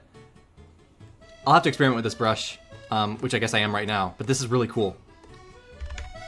Photoshop has become a lot cooler than when I first started using it 10 years ago, 11 years ago. There's so much new stuff in it. Okay, I'm very happy with that. This looks a lot better than I thought it was going to be. Okay, so now I should be able to go ahead and select this space in here. And we're going to go ahead and empty out the ground. And I guess we're going to continue painting because I got to make some sand. I think it's about time. Maybe we'll save the sand. What I'm going to do is I want to animate first, and then we'll come back to do the sand, just because... Let's go ahead and change up our pace a little bit, do something different. Okay, here we go. That's foresty. I do need the tree outlines, though. I did mention that earlier. There we go. All right, so let's go ahead and get back to our solid brush. Actually, let's not do the mixing brush. Gosh, gotta keep track of everything.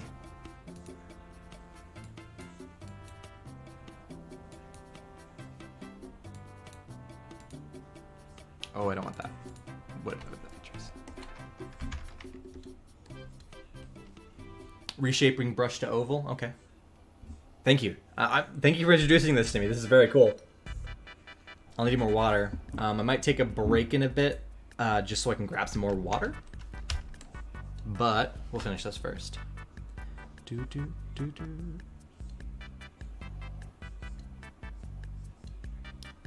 These seem to have less visible centers. Like, it looks like they actually are hollow in the center, so you just have to...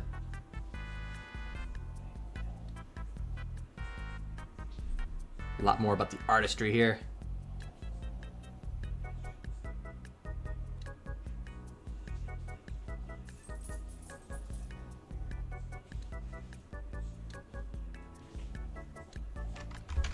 There we go. Happy little trees. Perfect. This is a lot of detail here. I also realized I really don't need to go all the way to the edges. Here, what's the original? I feel like I need to see how big the original is because I don't want to be doing effort in places it won't be seen. I know what I can do. All right, here's what I'm gonna do. New layer. And then I'm just going to, yeah, here we go. I got an idea. We're gonna box off the area that we know will be in frame and basically create, all right. And now if I select the inverse and we're gonna fill it, there we go. Now we have basically a reference for what will or will not be visible. So actually this was worth doing. That was very much in frame. Good stuff, good stuff. Happy little kelp, yes. They are not trees. Trees cannot live underwater.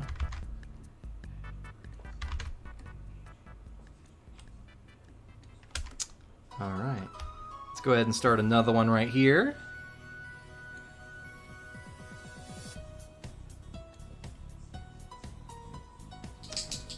Back to our classic Nintendo music.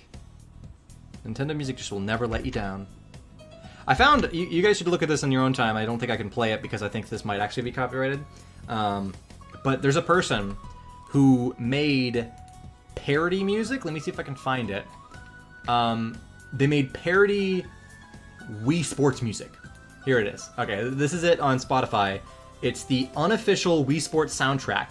And it's like Wii curling, Wii snorkeling, Wii croquet, Wii jogging, Wii chess in the park. Wii snorkeling is really good. As you can tell, 277,000 people listen to it. I highly recommend Wii snorkeling. If you're going to listen to none of the others, check out Wii snorkeling. It's so funny because he uses like the same instruments, the digital instruments that Wii Sports uses. So it sounds like Wii Sports, but it's like not real. It's kind of just and it's recent too, 2021. So check this out. I've been loving this music. It's good stuff. But I don't think I can play it, not in this stream. Maybe I can play it on the YouTube stream later. But I highly recommend that because it's, you know, just as chill as Nintendo music always is, but it's something you haven't heard before.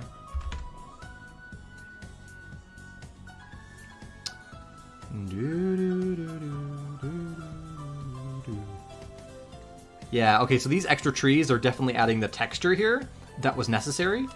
Because otherwise, oh my gosh, yeah, that really adds what was missing. I still feel like theirs is brighter than mine. Okay. Maybe I should just add a brightness and contrast effect. Because I feel like my forest, yeah, it wasn't as vibrant.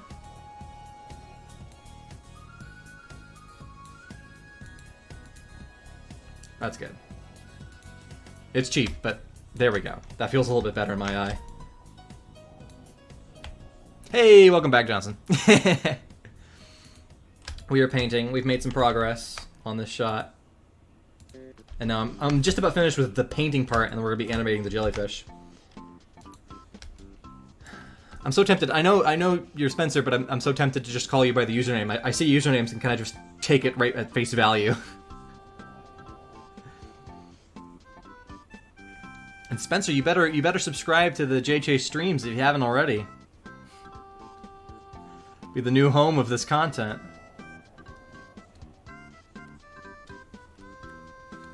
All right, good stuff. Trying to go a little bit faster with these because I mean, this is not the most important detail.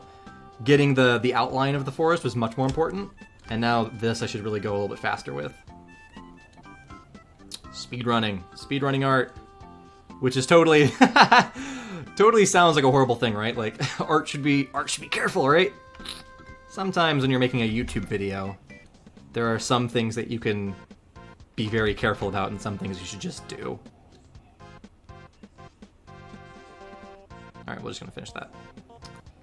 Ooh, that was not good. Oh man. Okay, I'm going too fast.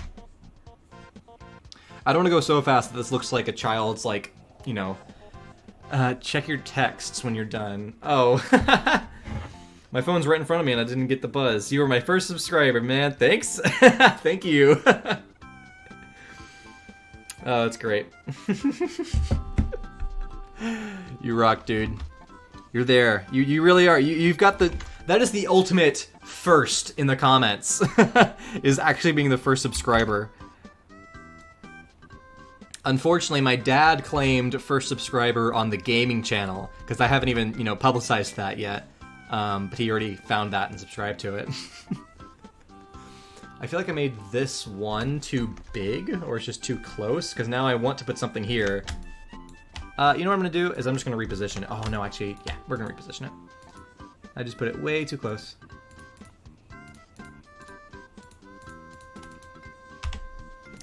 Now the question is, if I'm going to animate... Yeah, I'll probably animate the jellyfish on this still background, and then animate, and I'll move the whole camera afterwards in After Effects. I feel like that's just a better workflow here. As long as I have one, I'm good. No one is yet subscribed to the memes channel yet, so that's gonna be another milestone eventually. We'll see who is the first to subscribe to the meme channel whenever we publish that. I'm very happy, actually. The meme channel, so the gaming channel I actually started on January 1st, so it's got a very fun like birth date on that channel. And then the meme channel, since I knew that we were gonna do it, I was able to give it a very funny creation date as well. I'm not telling you what it's called. If you're gonna find it, you're gonna find it on your own accord. But the meme channel we started on April 1st because I thought that'd be an amazingly hilarious, you know, creation date for a YouTube channel. So yeah, the meme channel. I'm very happy with that creation date. But no, I'm not telling you what it is. You'll find out when I publicize it, or you'll find it on your own. Take your own time if you wish.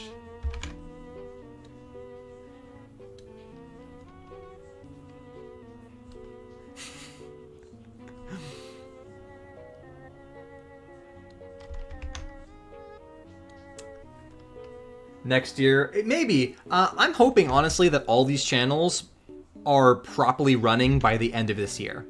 So I feel like the meme channel might get that properly, because I already have it. Like, the channel is online. I did create it this previous April 1st. But I would like to start... I think I'm waiting, because I feel like we are in a dry spell of memes right now. Like, we had some really good memes just, like, a couple of months ago. I missed out on, like... You know, you've got the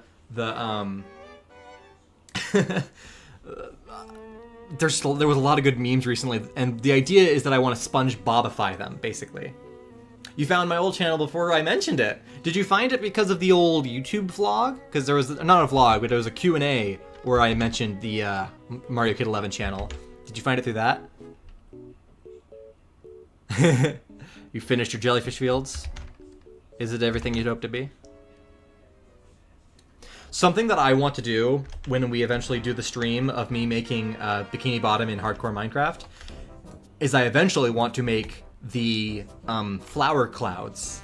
Somehow I will get enough, like, you know, colored wool or something, build up to the sky, and I'll have to try to build the clouds, the big old flower shapes. That'll be a challenge in Hardcore Minecraft.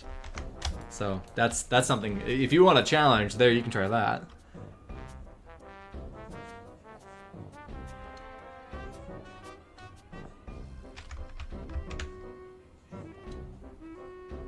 I feel like this tiny little patch could have one of these little banana tree things. Woo. Do, do, do, do.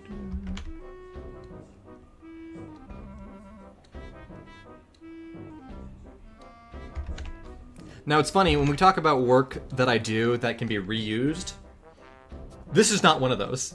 This is all of this work is going towards one shot and one shot only, and it's doubtful that I'll ever reuse any of these particular assets.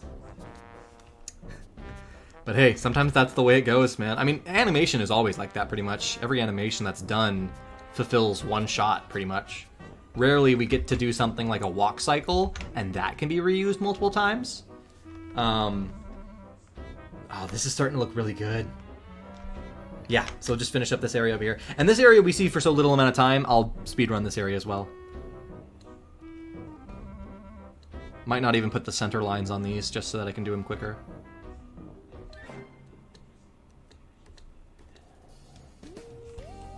Oh, maybe I'll do a couple of them. I can't resist the temptation to do some good art. If I have the opportunity, I might as well. Bum, bum, bum. Alright. There we go. There's some stuff.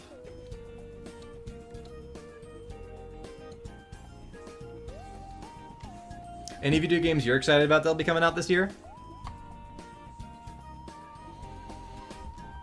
Because again, I'm really excited for Kerbal Space Program 2. 100% can't wait for that to come out. It was supposed to come out in 2020, and we're now 2 years away from that. But it's okay, because like it's one of those games that I'm okay for waiting, because I just want it to be good.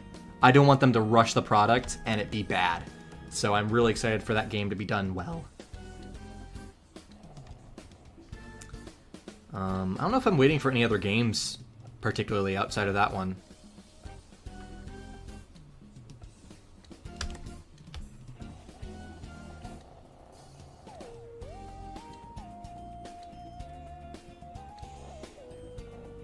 Alright, there we go. That is a finished top texture.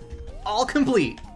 If I just remove our reference, that is very proper. I love it. Good stuff. I like when I paint things and it doesn't look bad, and I don't have to blur it later to make it look good. A flight stwick. Wow. Flight stwick. What was that? I can't pronounce... I got a pronunciation problem, everybody. Oh, my brain just says, nope, you're not going to pronounce that today. That's not going to happen. You want it to word? You want it to make words happen? Good luck. All right. I think I'll go ahead and export this, and we're going to save the sand texture for later. We're going to do the animation first. Now that we have this, this is all we really need to animate off of it. You know what? Here's the thing for animation reference. We have to know how fast they're going to move, because I want to like perfectly match the movement of the dinosaurs. So that being said, one thing I'm going to do is actually make a reference here using the original footage. So I've got this piece of footage, I believe, that if I turn it on, it should still be moving. Okay. So this should work. If I just put it at the end, at this position number 1, I'll animate its position, go to the end of the video, and move it up to match it to the second position. Should be that when I play this, it'll look like the ground is stabilized. There we go. Okay, now we're talking. So now I actually need to freeze this last one because apparently it didn't. Now we've got real movement reference. All right, we're gonna try that again. Perfect, perfect, perfect, perfect. Now I can pull this into Animate and basically just, as long as the jellyfish are exactly on top of the dinosaurs, we're good. It'll look perfect in the side-by-side. So let's go ahead and render this, add this as another reference file, and we'll jump into Animate. If I got a Netflix series called Spongebob in Your Life, that would be insane. That'd be beyond dream. That's like that's never gonna happen. The chance that Nickelodeon looks at me and says, "Hey, we want to make something real." Oh my gosh, I couldn't imagine. That would be wild. It would be obviously amazing. It'd be amazing for one respect. It'd be amazing just to be able to be like, take all the team members that I have that work on these videos and be like, "Hey, you all have like full-time jobs now," and like that'd be an amazing thing to actually be able to do that. But whew, that ain't happening. We're gonna forever be stuck as fan content here.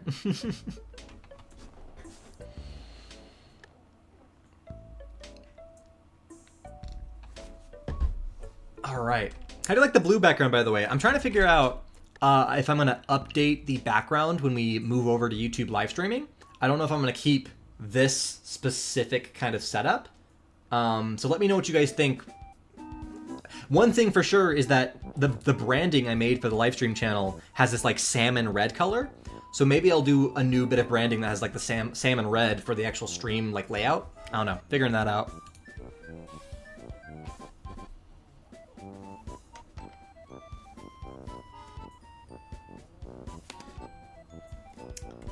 All right, moving on to animate. Here we go.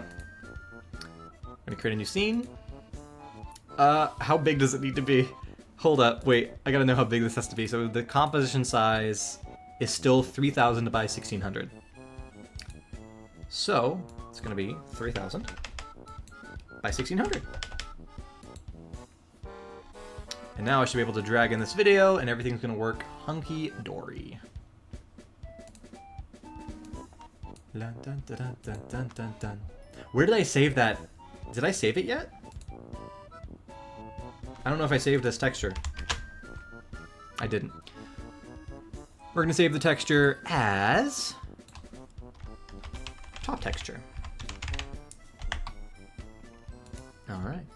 I feel like the animation might be very easy for this because Katrina already previously did the jellyfish animation, so I should just be able to kind of plop this in and move the jellyfish and be done. Like, this might be very fast compared to how long it took to actually make this, like, tree top. We'll see. I might be wrong. Alright, we're gonna throw the reference in. Yeah.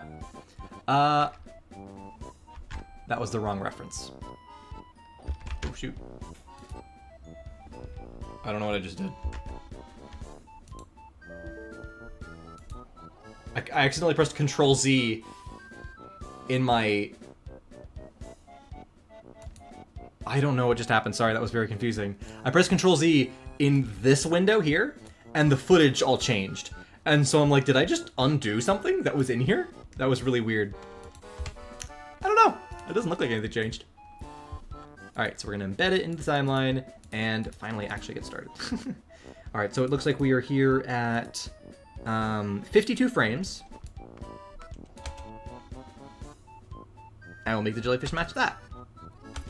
So if I just... Here, let me... Can I draw while it's going? Probably not. No, okay.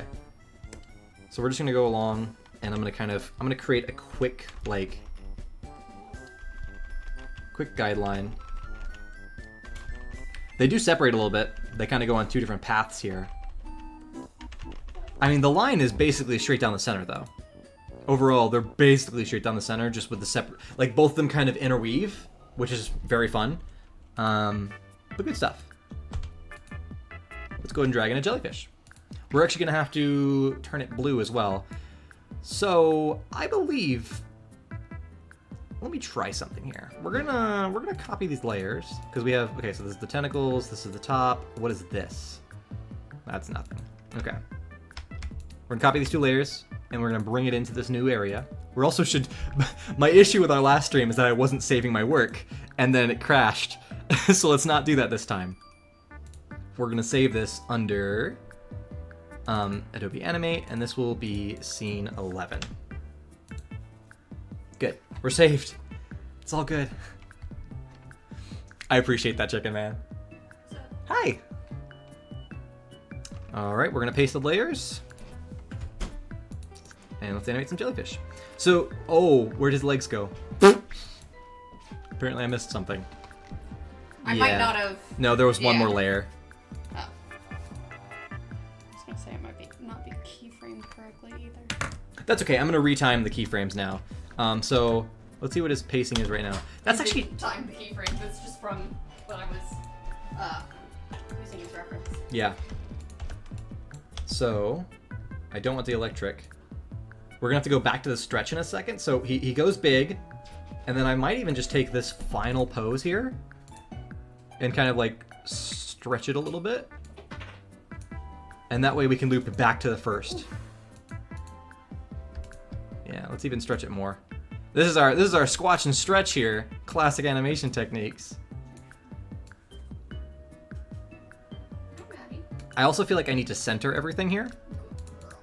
Yeah, here's what we're gonna do. I'm actually going to on this layer here, we're going to create a jellyfish symbol because this animation needs to be baked in, and we need to move it on the outside. So this is Jellyfish 1. It's Air Force One, everybody. It's Jellyfish 1. If we ever get to parody a movie that has like the president and and Air Force One, I feel like Jellyfish 1 would be so funny.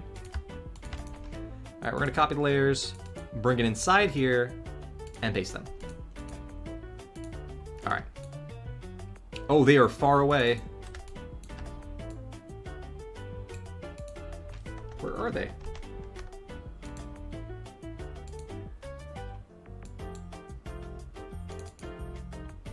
Why is it not visible? That was so weird. I mean, they should be totally visible right here in the jellyfish.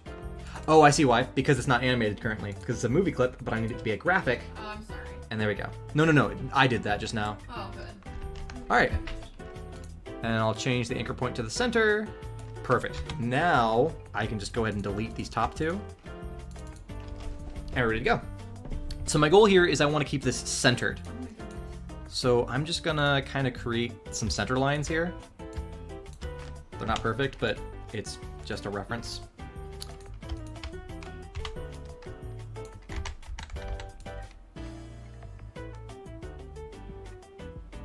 Yeah, so he goes up.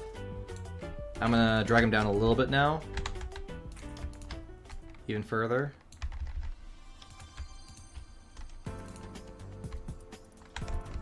I'm basically trying to make him reset his position to below so that he can pounce back up again. In fact, I'm gonna bring this exact frame over so I can reference it in a second. Because we need to reset to that position. So he goes down. Oh, that pops back up.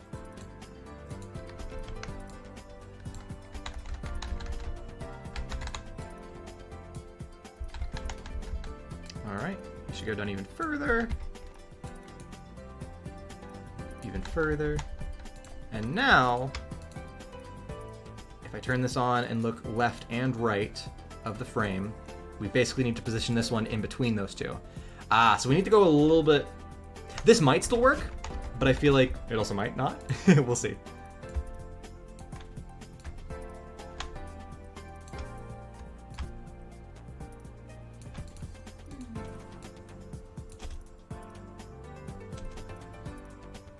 This is weird. I feel like this stretched one needs to be a little taller.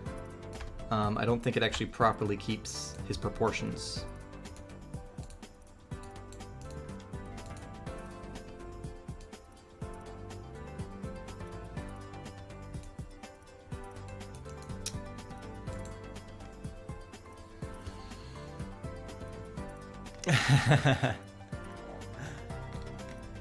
Man, there's a lot of emotes there.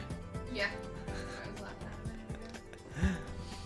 We gotta figure out, because that's the thing, we'll have time before I get to unlock emotes on YouTube to figure out what we want to do, what we want our emotes to be. And maybe that's it. So when we're gonna start at the Discord, and I think on Discord, we'll figure out what kind of emotes we want there, and then our favorite, like, 4 is what we'll bring over to YouTube once we have unlocked that ability. Heck, I was gonna say the J Chase Films channel should already have that ability, but also I'm not gonna live stream on J Chase Films anymore. Because live streams aren't great for performance in the analytics, even though some people say that it's not that bad and it doesn't do anything at all. I don't believe it. Alright, I should, actually, you know what I'm gonna do? Yeah, now the solution is very easy. I'm just gonna remove the frames at the end here, delete our reference. There we go! Now we have a looping animation. So if I go out of this and actually make it, okay, so it is looping. If I just press play, oh, that was weird. I forgot one layer. Here we go. He might be going a little fast, but I do like it. This is very good. Can I? So Jellyfish 1, yeah, we're gonna duplicate this here. And it's gonna be Jellyfish 2. Now we have to turn him blue. And we're also going to go ahead and drag in Jellyfish 2. And we're gonna do the same thing we did there. So it's gonna be a graphic. We're gonna loop it. Now we have 2 jellyfish. They're just dancing. It's a jellyfish jam over here. But we need to make sure that he's blue. So let's go ahead and bring in our no name. Uh-oh, it overwrote. Rebooting. Okay, here we go.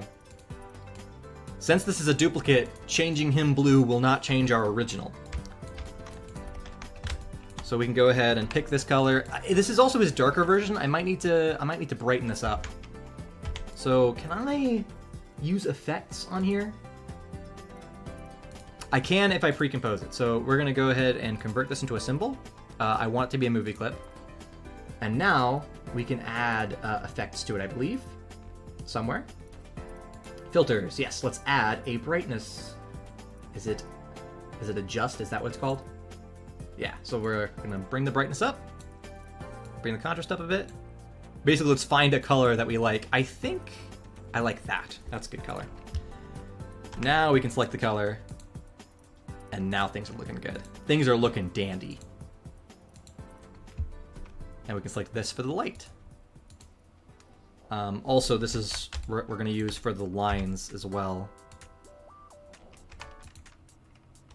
We'll have to pick those dark spots as well. So, here we go. Am I doing something wrong? What did I do? There we go.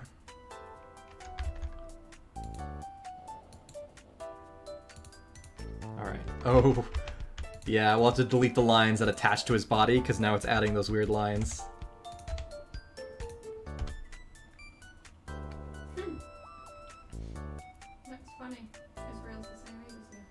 Hey, yeah! So Israel, we're the same age. 24 right here.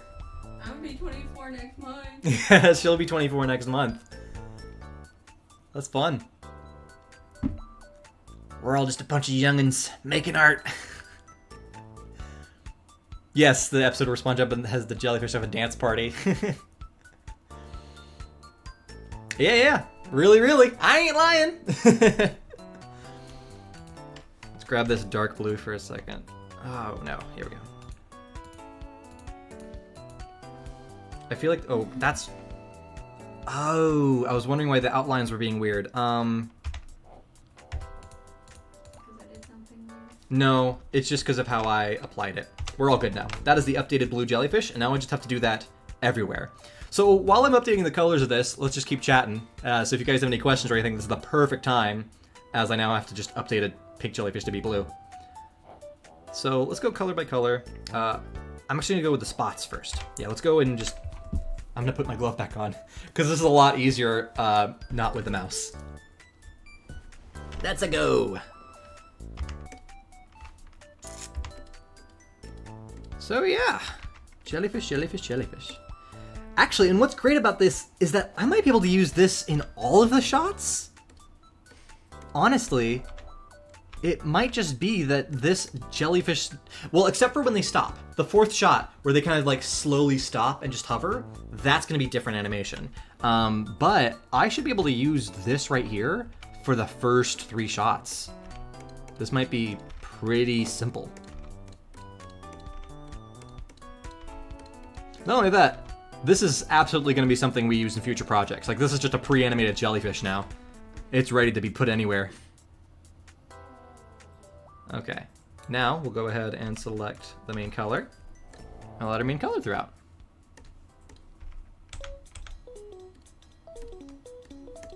Here, I'm going to delete this reference now. We don't really need it. I like this music. This is nice.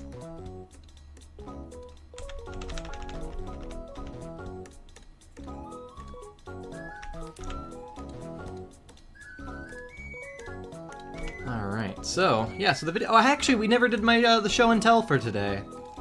Yeah, we were working mainly on different assets and stuff, finalizing some character costume designs. I was really trying to prepare some content to send to animators, and just barely didn't really even get to do that, so... Soon, gonna be sending some stuff to animators so that we can have more than just us in this office working on this video. That's been our problem right now, is I feel like we've been going a little slower just because we haven't had as big of a team.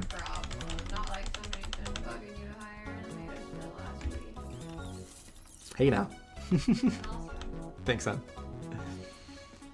So yeah, we're gonna get that soon because that's a very integral step. Gosh, I don't want outlines on the bubbles. I don't know if that's supposed to have an outline. I think that one is supposed to have an outline. circles are not. The little spots.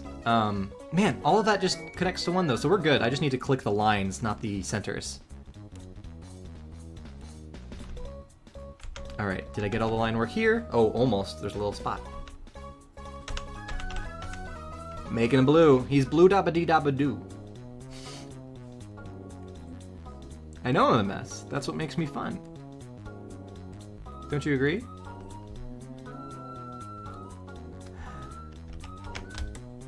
Alright. Uh-huh. Am I missing what's behind there? What is that? I feel like that's an artifact. Come on, hit the line. Jumping the line. Okay, I believe you. You have finished Sandy's house. Congratulations. Good job. That's the thing about doing it in hardcore mode. It'll take me a lot longer to get all the resources and everything.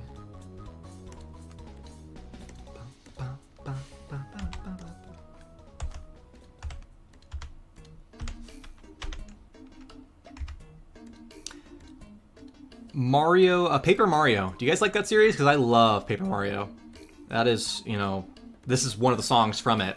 I absolutely love that series. This is from A 1,000-Year Door, which is the best entry in the whole series. I haven't finished playing it, though. I started playing it just a little while back, and it was so fun. It's just, you know, Nintendo. Very creative stories, very fun gameplay. And the original Paper Mario games had that, like, turn-based combat kind of thing, and I love that. I'm a huge fan of that kind of style of gameplay. I'm a huge fan of a lot of styles of gameplay, to be fair. I like everything from, you know, racing games to, you know, like, turn-based, slower, like, strategy games. Portal 2 has been my all-time favorite game. Still is. Stanley Parable was very fun. And that was just a different style entirely. That was just a like, entertainment kind of movie, basically. Alright, nearly done. Movie. Huh? Choose your own movie. Choose your own movie, basically, yeah. It was basically a choose your own adventure of a game. Once I finish these highlights, we're done with the blue jellyfish update. Hey, jellyfish update just dropped, everybody. He's blue. Thanks, son. I'm the only one in the room that can respond. Yeah. You haven't played Portal or Stanley Parable? Both are awesome. Portal I highly recommend. Highly. There we go. We got 2 jellyfish. I don't want them to be swimming at the same pace, though. So I feel like I want to offset the animation. I think the mom should be slower because she's going to be bigger. Okay, we could also, yeah, change the pacing of it. Or like bigger strokes. You know how you walk with bigger strokes and I walk with a lot of littler strokes. Here, let me look at the pacing right now, because, yeah, we can make... I feel like I like the pacing of blue. Fine. But what I mean, though, is that I'll make the pink quicker. Yeah, I think I agree with that. I think all I need to do, really, is shorten this span right here. Yeah. If I shorten that span, I might need to remove a couple of frames. Yeah, the reference for it was really weirdly timed. So we got. Likely, that's just because it was a 24 frame per second thing converted to a 30. That's always what messes Oh, it. did I do it 30 frames per second? Any video we ever download from the internet, for some reason, they always do it in 30. Videos Yeah. are not. I thought I made it that way. Nah. You just probably use 30 reference. All right. We'll see how this works. So now we've got. Oh my gosh, Spencer, shut up. He just texted me. Yeah. Yeah. Appropriate.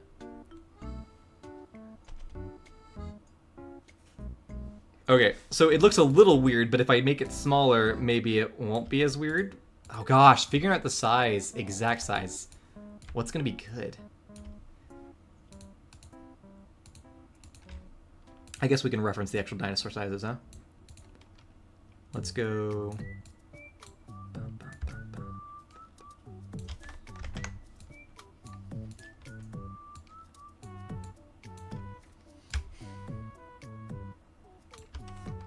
Alright, now at this size... I think the pink one's going too fast.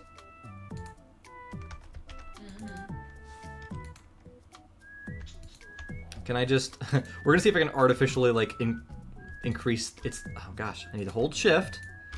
We're gonna increase it not by a full amount. Just by this awkward middle amount. Okay. This should work. Yeah, that's kind of similar. I also... One other thing I'm gonna do to help make this look like they're doing different swims is... cut it in half here. And by doing this, now they're actually at different stages of the swim. That's nice, kind of. I'm happy with that. They look very spidery. But this is very good. So now I just need to actually animate their movement.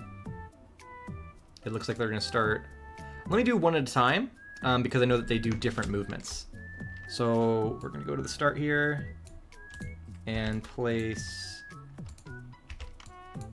Come on. Be aggressive. Aggressive? Why? You think I'm aggressive? I do. Actually, I'm tempted to animate their movement in After Effects because it has better arcing. Yeah, we're going to do this in After Effects. So instead, just because After Effects will have better arches, we're just going to re-straighten this up, make it big, and as long as it doesn't go off frame, we're good. Okay. Same thing with you. Big. And we'll render. Let's separate them so it's a little bit easier to separate them. Alright. Rendering that, and we're just about done with this shot. Yeah, no, animating them was the quicker part. It took... Well, it's because somebody pre-animated them for you. I appreciate that. Yeah, that is very helpful. Animating them for that fourth shot will take longer. Alright, so we've got 11 jellies!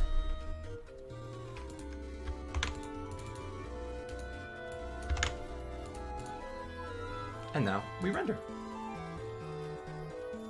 Mr. Krabs' house is definitely hard in Minecraft. I mean, the anchor shape. At least the middle truss of it, like when it gets to a T, that'll be easy. Minecraft is very good at blocky patterns like that.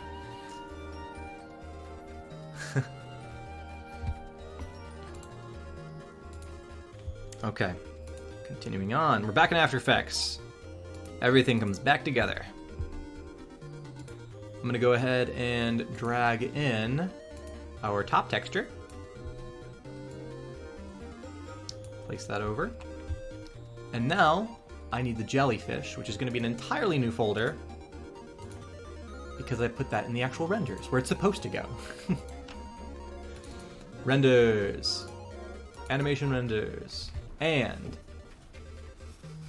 where is it? 11 jellies. Here we go.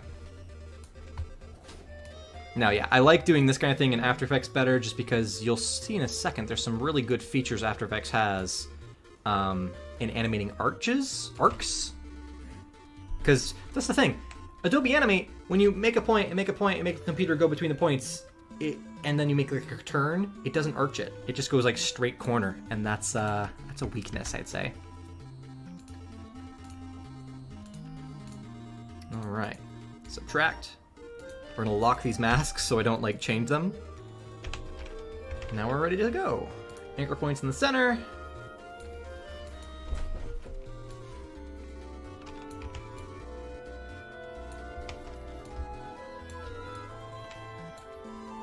Actually, we're gonna change. I don't like how it's giving me such a giant selection zone. So I'm just gonna do this. That's better.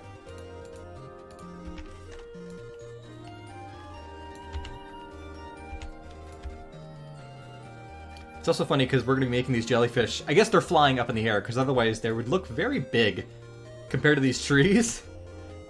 The size I'm making them.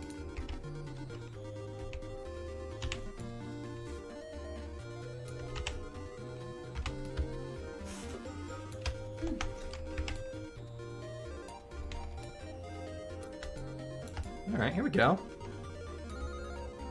Jellies in the forest. We're going to do that starting positions on the both of them, and now we start animating. Alright, so. It's going to run up. It's going to start its corner here, so we're going to put a point here. And we'll put a rotation as well. We need to change its rotation as it goes through. Actually, we don't even need to do that because there's a... How do you do that? Oh, there's actually a function that lets you just let it follow. Transform. How do you do that? Auto orient. Yes. So now, I'm glad I remember that feature. Now, as it actually goes through the path, it's going to automatically rotate to always be facing down the path. Which means that I don't have to animate the rotation. It'll just do it.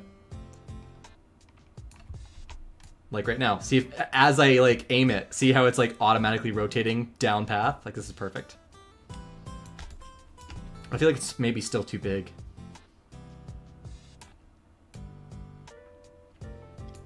Let's make it slightly smaller then. Okay.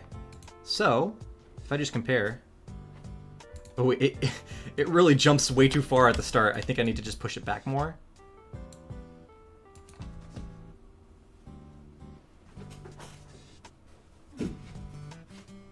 This is a fast swim, I'll tell you what.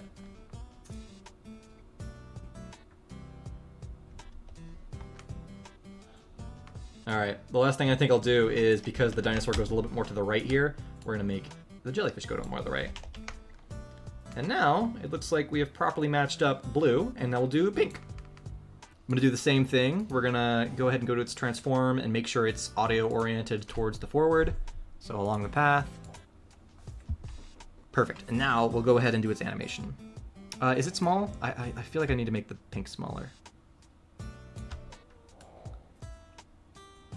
Where's Little? Oh, there's Little. Little is in a very different position. Okay, so it looks like Little starts on the bottom. This right side here. And then as it gets up... Oh, didn't mean to do that. It like crosses the path.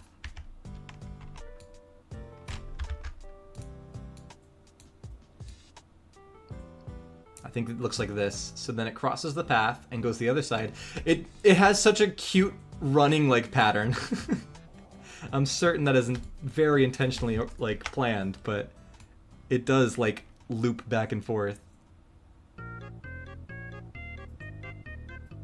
And then it runs back to the right side. This does, you know, it kind of reminds, I bet you they like base this off of real animals, because I'm certain that there's like actual lizards where the children just do rotate around the parent. And then it ends up, we'll just say it ends up on the right side. Because they're using three-dimensional art, we're not, so we kind of have to invent a little bit.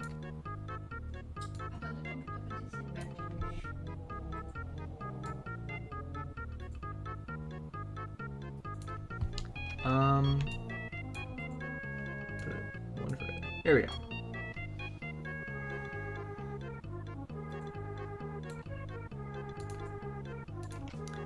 That should be it. I think after making... I don't like how close it gets to the tentacles there.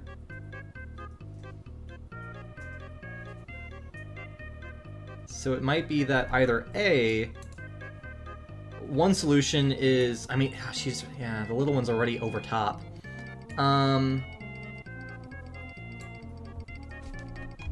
Might pull it back farther. Yeah, I think the overlap, I don't like when they overlap like that. Because it looks like, oh, is that one jellyfish stinging the other? Gotta keep the silhouettes clear. Okay. Turning off reference now, because we got it close enough to the reference now. It's more about finding our own accuracy, finding what we want to do artistically.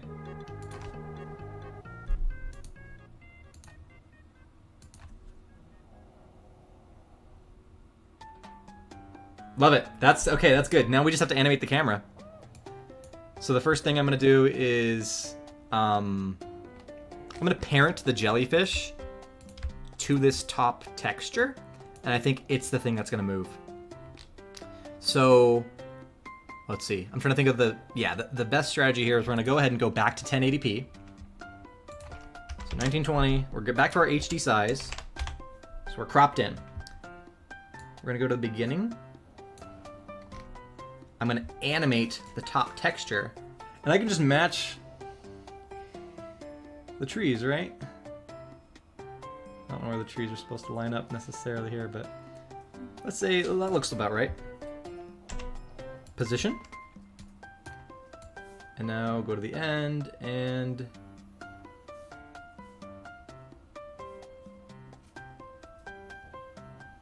oh, do they run off frame? I guess they do. I didn't pay attention to what happened in the full clip.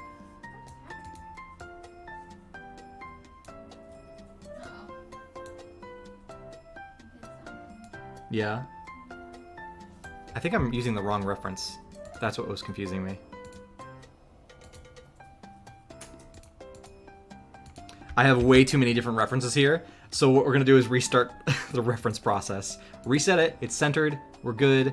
We're gonna turn off the frozen keyframe and turn off the mask. So now we actually have it centered. There we go. Yes, son? I can't type. You can't type?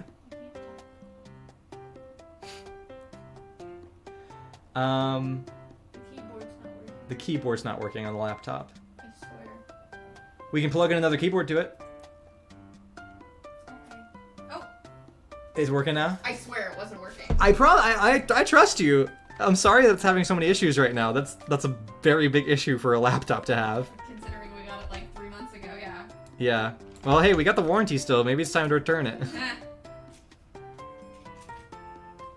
All right, now that the reference is correct, I was wondering what was wrong. I couldn't figure out what was wrong with the positioning there. I'm glad you like the stream, John.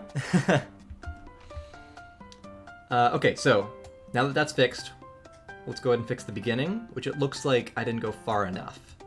So we need to go here. Now I'm going to press play, and we'll know if this works if everything looks like it lines up. Nearly.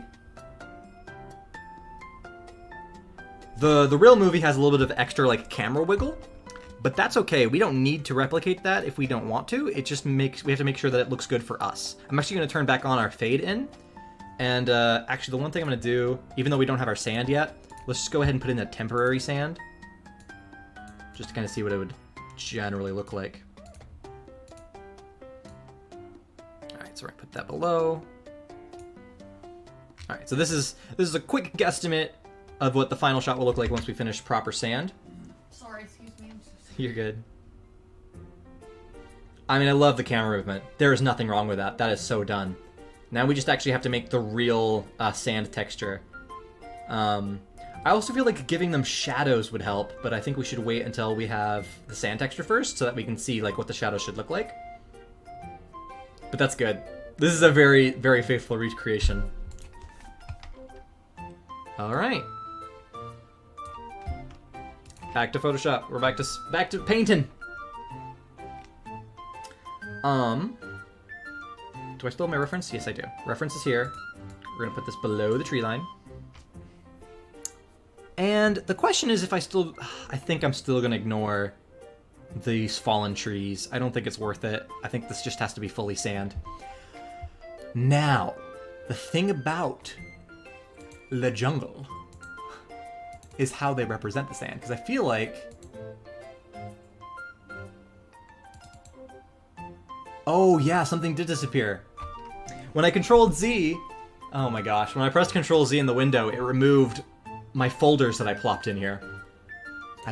I knew something happened because it basically undid the copy paste process. So where are those normally? Normally, those are... Maybe it's going to be my recents. This is... I don't want to hunt them down. Oh my gosh. Wild. Okay, gonna just have to look for it. So, might be in textures or references. Reference files? Reference images? Not there. No, it was in a dumb location. I put that, yeah, but it was from our first stream, and so I actually had that on my desktop with a bunch of Twitch files. That's where I put it. Which, you know, what a useful location, right? Way out of the way.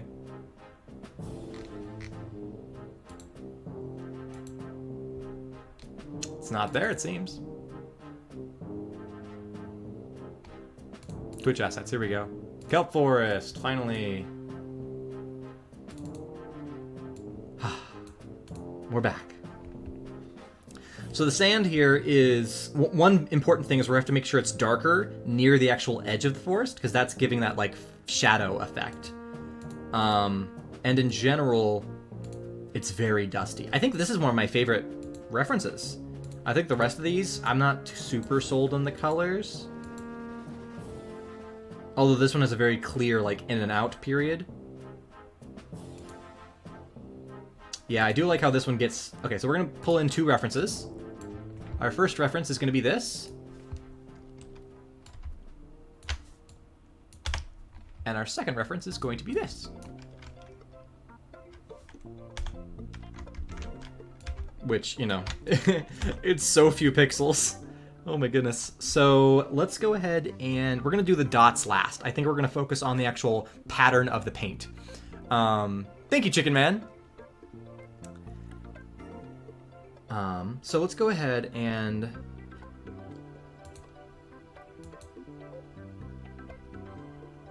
Oh, you know what? I just thought of something. Okay. First off, what is this? Have I not saved? You better save it. Apparently this hasn't been saved as a project file yet. I did save the images, but not the project file. So let's save this as a Photoshop project file.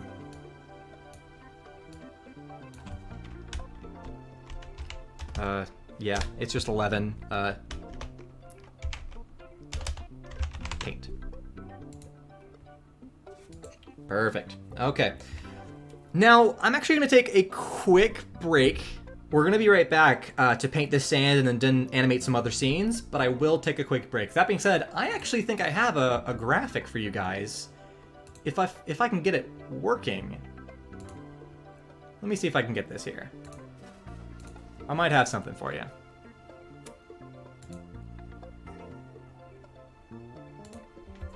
Can I find it? Did I ever render it? That would be an issue, right? I guess I can't show it to you if I don't physically have it rendered.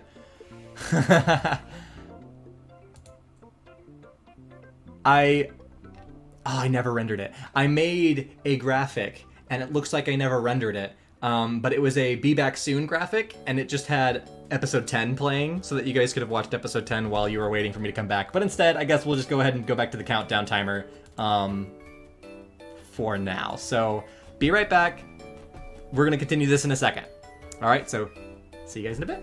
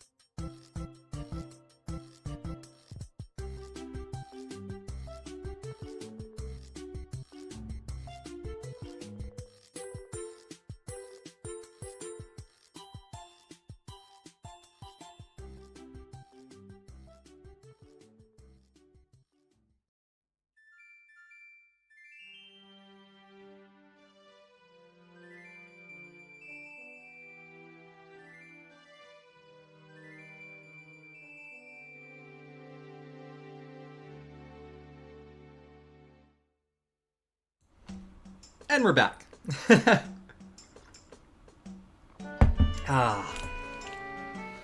All is good. All is well, and now it is time.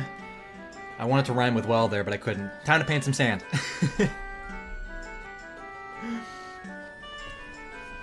Alright. My references, are they in? They are in. We're gonna go ahead and make a new color palette. I don't need these anymore, so we're just gonna go ahead and delete these.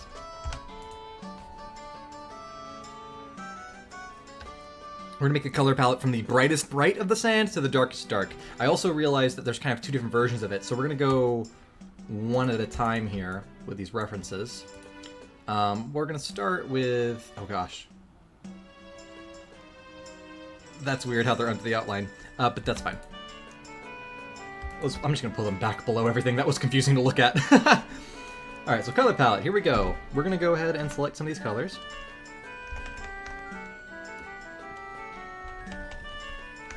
And I'm pretty sure I'll be inventing colors as well, just because... Oh wow, let me get a bigger brush, that was weird. Alright, so there's one. That's the highest. It's very green. I think that's how they're making it look dirty like this, is they're having a lot of green in this paint, which is very interesting to find out. This has to be more brown though. No, even that, despite it looking more brown, it's a very green. Wow. Now this looks very blue, but again, that's all relative. So this is very green sand, and you just wouldn't think that. Okay. I feel like the outlines should not be above the color palette, and that's what was confusing me. This feels better. I'm very surprised that this brown is like that green. That's wild. Okay. I mean, is there any even... Oh, whoops. That's very dark. This should be the darkest. Oh, yeah. That's the super darkest. What's back here like? That's even darker. Wow, that's so much darker. Did I accidentally select the line there? Make sure I didn't accidentally select... No? Yeah. So we need some more middle grounds. There's a lot of colors here. This will be a lot of mixing. Might use that mixing brush as much as possible here.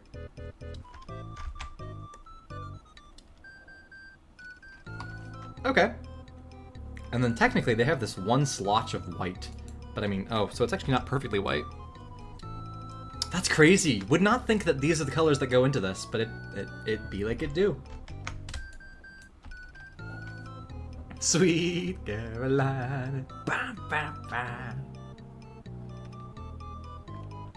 Welcome back. You came back at a good time because I just took a little break, and so we're just right now back. I'm making a color palette, trying to figure out what to do, and I'm surprised at how green this sand is. Oh, let's not turn off that. Okay. This one is probably going to be the same result. Oh, look, that's slightly more brown. That's actually a bit more to what I would expect. But yeah, as it gets darker, we've got a lot of green. Which I think is why it looks so natural, is because it's likely that, you know, your eye sees it relative to the trees, and it just thinks, huh, that green must be reflecting off the trees. It must actually be a brown surface. Science is cool. Man, this one gets dark quick. Yeah, I'll likely mix these two color palettes together just because, I mean, I'm not partial to one or the other. That gets so dark. It's so crazy how light it looks here, but dark it looks in the color palette. So I will not need to be scared of having it be dark. Okay, well, cool. I think I've selected quite enough there. And really all it is now is, it looks like I'm going to be doing some light passes, patching it in with dark patches, and then getting some brownie patches in there as well. So I'm going to turn off my references and just do it myself. I wonder, what if I match the like sunlight spackling here? Like if I make the lighter patches match up with the sunlight and the darker patches match up with the shadows? That might be a good reference for me here. And it might make the shots look closer to each other in the final product. Let's start... I think we should start with a middle color. That way we can add highlights and shadows on top of it. This is actually a type of thing that I don't do often, but I've done it in like an art class once. Starting with like a middle tone and then going out from there. I feel like that's not actually our middle tone though. I feel like our actual middle tone is a little bit darker. Let's pick that as our middle tone? No, that's our brown tone. This might actually be our middle tone. How's this look? That's probably our middle tone. Okay, we'll go from there.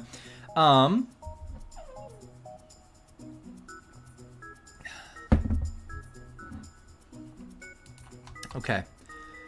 We're gonna go, I'm gonna see if I can only use the mixer brush.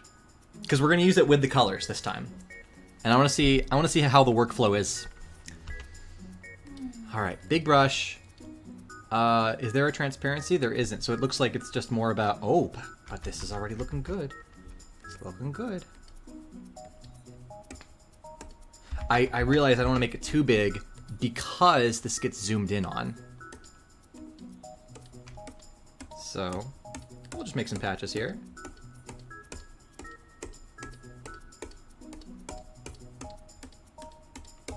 Alright, and just pick some more colors. I mean, just at this point. Oh yeah, no, it's mixing a lot. I might have to go to a normal brush. Because I'm not so used to this workflow.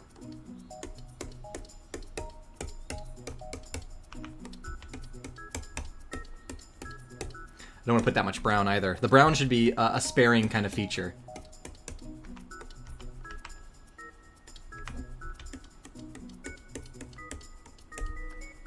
Okay, so we're gonna switch back to the normal brush just because this is nice, but I need to use it like in tandem. I need to use the two effects together with a bit more planning. Oh, hi. Hello, texture. We're gonna actually make a new layer because I think that's a really good starting. Ooh, yeah. We're gonna do a shadow layer really quick. And I'm gonna do this by just turning this opacity way down.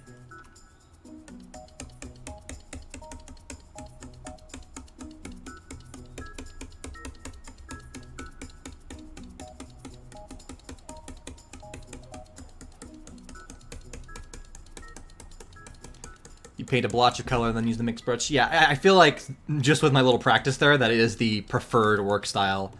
So I'll do that in a bit. I'll probably do that with these shadows to try to like, because some of them are a little sharp than I want them to be, so I'll try to do that in a bit.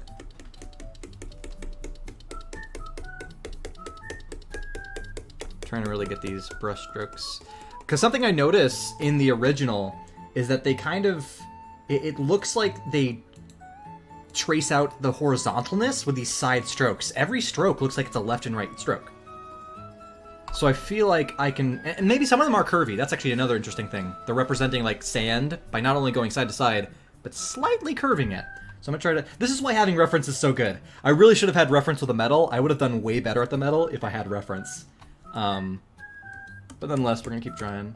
So I'm trying to keep every brush stroke in the same direction, which is this kind of diagonal. And I'm keeping it diagonal instead of straight right and left because I think with the camera move, this diagonal brush will look better because like whenever you see cartoon like camera pan, all the brush strokes kind of, it makes a fake blur. So I feel like doing this right now is what's going to be really good for this fake blur, fake motion blur.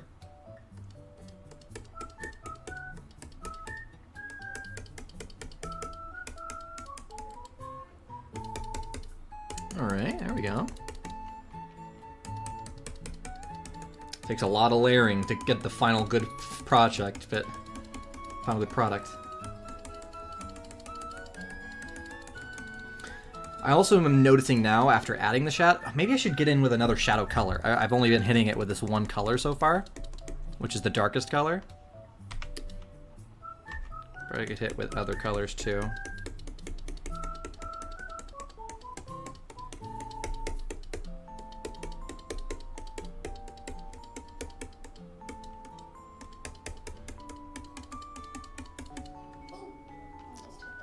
Alright, that's really gray. ASMR clicking sound, yeah. That's good stuff. All right, let's see if I can... That's not bad when it comes to the shape of the shadows, but now this seems to have like 0 color. So we're gonna go... Yeah. Okay, I need to name my layers again. Uh-oh, there's no green screen. I know. It's the game ghost. The game ghost. Ah! Wait, I think I could have turned on the green screen, but then... It's fine, I thought that was funnier. No, come back. This will be funny. Okay. What's it gonna green screen too? Exactly. Wait, where's my bit? Okay. I can't see. All right, here we go. So we'll go to the camera, go to my filters, turn on chroma key. You're just a pure ghost. Ah! That's great. That's so funny.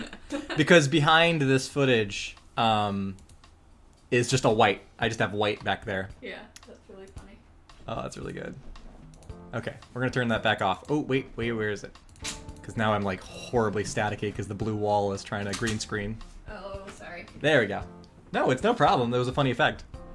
I know that Chicken Man loves the game ghost. Yeah, the game ghost is a classic. Immediate J Chase streams classic. He said, yep, that was funny. Alright, so we're gonna call this midtones.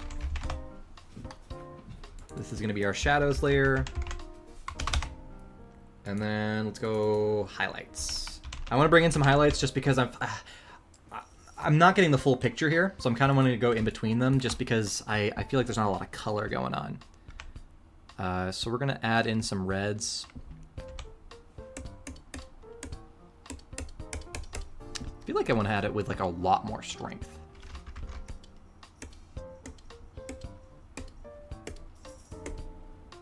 Yeah, there we go. Now let's add in these greens.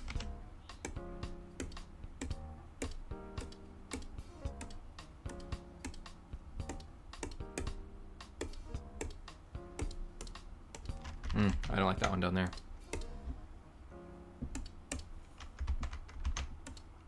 I'm gonna go back and add another brown right in this little corner.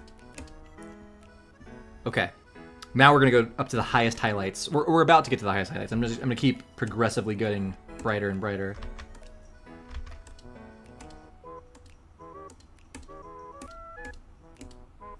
That is very sharp. I like how sharp that is. Then again, we've got the mixing brush we can use.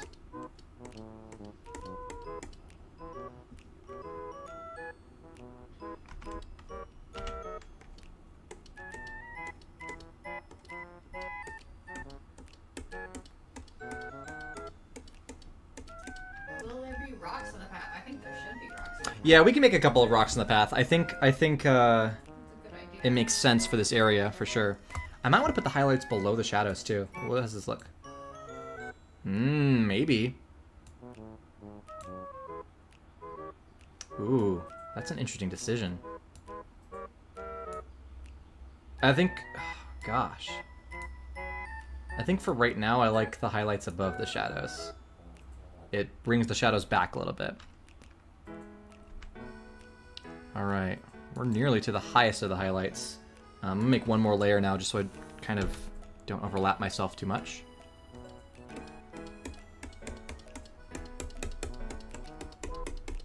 Okay.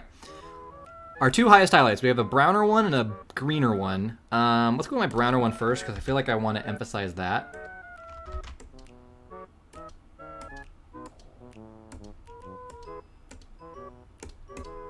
I feel like maybe my brush is actually too fuzzy. I think the real paint brushes would have a slight sharpness to them.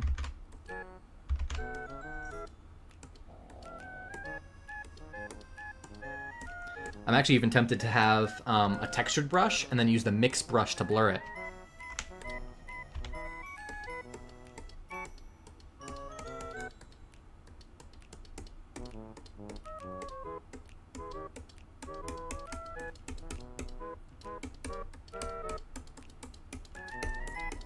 Okay. Let's go with a textured brush. Let's see what we can do with that. I might immediately regret it, in which case that's fine. We'll just undo. Let's really spread out the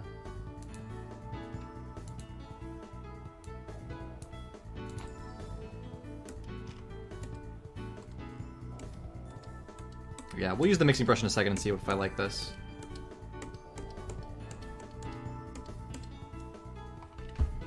All right, mixing brush time. Wait, I need to turn it to invisible mode first.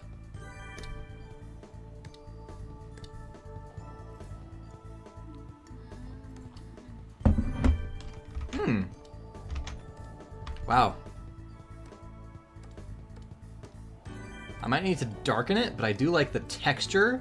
Oh man. The texture that comes out from taking the mixing brush on top of this, like, oh, that's really cool. That's such a cool texture. Look at that. The way it spreads. That is so cool.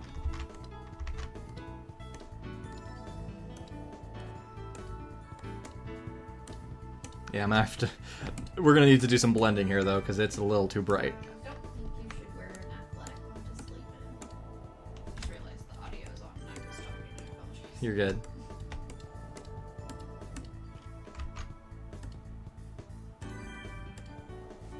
Alright, so very bright, but we can adjust that. I actually think a blending mode might help us here.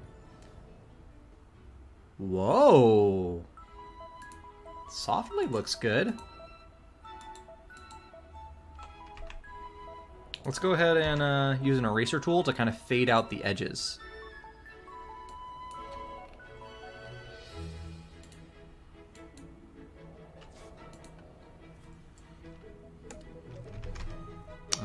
Oh shoot, wait, give me my eraser tool, and I don't want it to be at full opacity. Or I could just make it bigger and a lot, yeah, if I make it bigger and a lot fuzzier.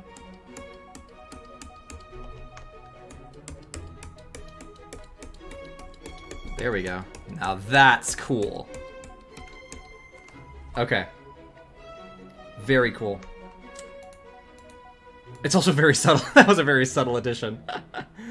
We're gonna go back down to our highlights layer here and maybe use the mixing brush on it, along with potentially adding texture and mixing that up again, because that was cool. Yeah, I'm considering even making a separate layer entirely that's just like a texture layer. Yeah, let me do that right now. Since I still have the brush, I'm gonna really quickly... What is this? This is Uber highlight.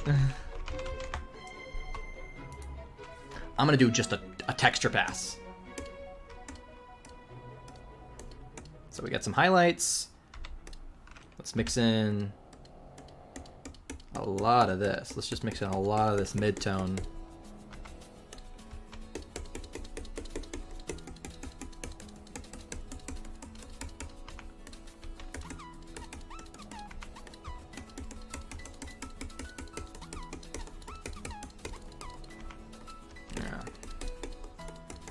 Pretty much putting every single color that I have in this mix, just mixing it all together as a texture, and I'm going to use the mixing brush on it and see if it comes up with those cool patterns again. Because that's what really makes it look like, you know, bristles of a paintbrush, is having those like streak lines.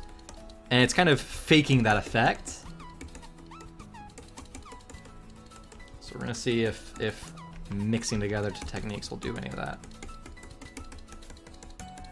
Right now, this looks like those really cheap painting programs you get when it just gives you like the spray brush and you go ham with it.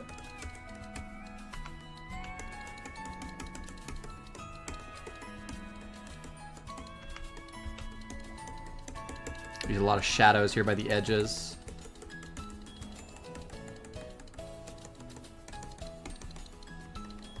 And we'll see how this transparency trick works.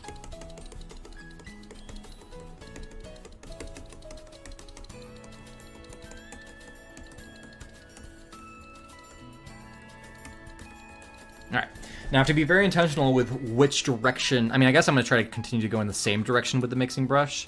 The same, like, diagonal. I'm going to turn off my color palette for now. Really quickly, let me just call this Speckles. I'm going to save this. I'm going to duplicate it because this doesn't look... I feel like I might maybe just use this texture somehow. So I don't want to ruin it just yet. We'll have it as a backup. this is Speckles, and that's Speckles' copy. All right, so Speckles is invisible. We're now working on Speckles' copy, just in case. Yeah, well, good. I hope. Hey, we're learning together. See, you're telling me about these tools. Sorry, I just hit the microphone. You're telling me about these tools, and if you get anything out of it, then that's great. We're experimenting together. I'm gonna start really quickly and see if a bigger brush will work better with the blending tool. Oh, no, I think that's not bad, but I feel like a smaller brush makes that paintbrushy look a lot better. Oh, yeah. Yeah, that's definitely better. It's crazy. It's basically as if, like, each little speckle, like, it's almost like this is the raw paint, and I'm just, like, spreading it now. Alright. Again, gonna use blending modes to kind of mix this technique together.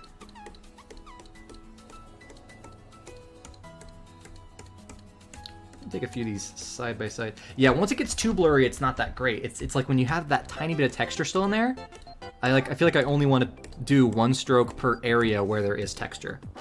That's what makes it good. Yeah, there's some really cool smear lines. It looks a little pixelated, unfortunately. And that might be fixed with the brush tool settings. There might be a way to... Let's see. Maybe if I turned on the spacing, it might fix that. Let me try that.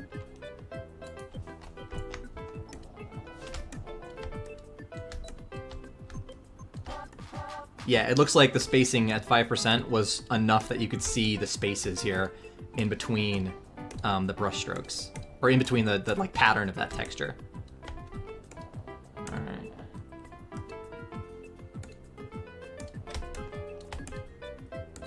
Gosh, that's cool. This is like mixed up ice cream here. There's some cool effects that you can make with this combo.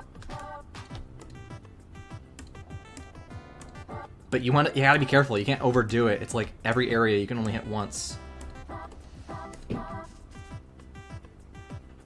That's fair, chicken. Yeah, no problem. Feel free to. Thanks for getting it. Thank you for getting it. Thank you for joining us, and we're excited to have you there on the YouTube streams. Alright. Adding a little bit of texture that isn't the same diagonal. Okay. I got a little too smeary in some locations, but some locations look really good. Oh, there's also this area down here. Yeah, you gotta be very tasteful with this brush. You don't want to go too far. Let's do some more overlay. I think overlay... Oh. Maybe? Soft light? Maybe. Hard light? Maybe. Now that looks like a Super Mario level. This is like the poison river kind of thing. That's hilarious. Interesting.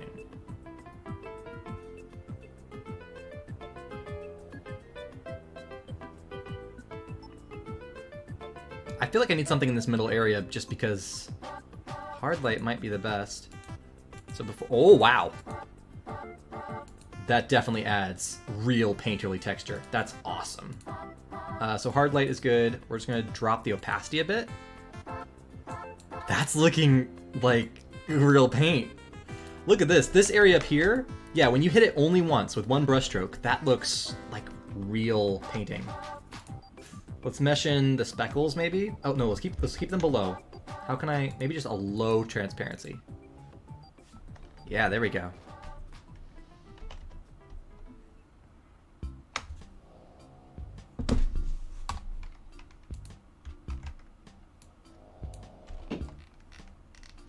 That's awesome.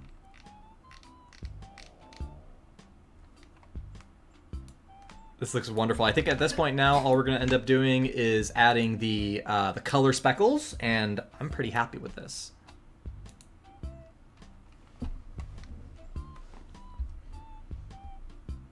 Super Nelson. Okay, I'll remember that, Chicken Man. I feel like I've seen him comment on stuff.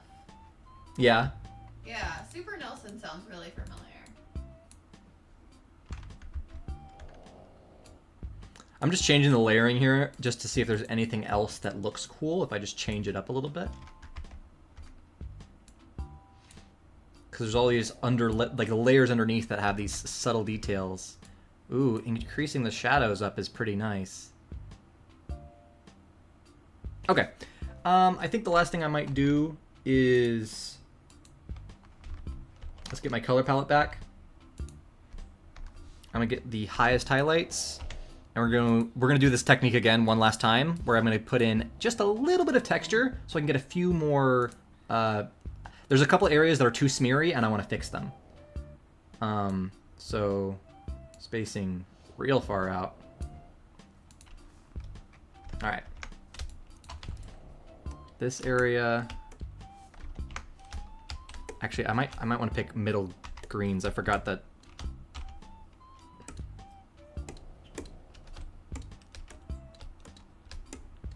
Maybe pick up brown in one spot or two. This is like the super careful, and I probably need to just like let this go because this is only a single shot. Like it's not very easy to reuse this texture. I probably should be. I'll be this careful on the next one. How about this? Let's just finish this. I think it looks great, honey. And when I have something that's more reusable, I'll be more careful with it. All right, big brush. I want to have. Oh gosh. Did I close it? I did, didn't I? What is that window called? Brush settings. There we go. Spacing is, yeah, we're at 1%. Perfect. So let's go through all these little speckles. Oh, there you go. Woo! See, when it's really highlighted like that. Oh, gosh. Yeah.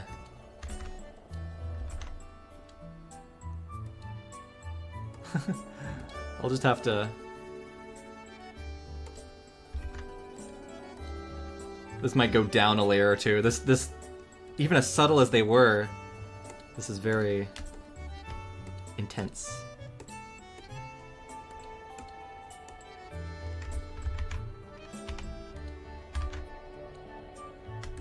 Any that I missed? I know there's probably, might be all of them. Oh, there's one. All right, let's just let's mesh that in a little bit with the rest of it. All right, that last technique didn't work so well, but everything else, mixing it all together, worked out well. Cool. We'll add the speckles and we're done. So the speckles kind of come in a lot of different colors. Can I just, you know what? I have an idea. I really wish with the rough brush like this one here that you could do like different colors all throughout. All right. This will be...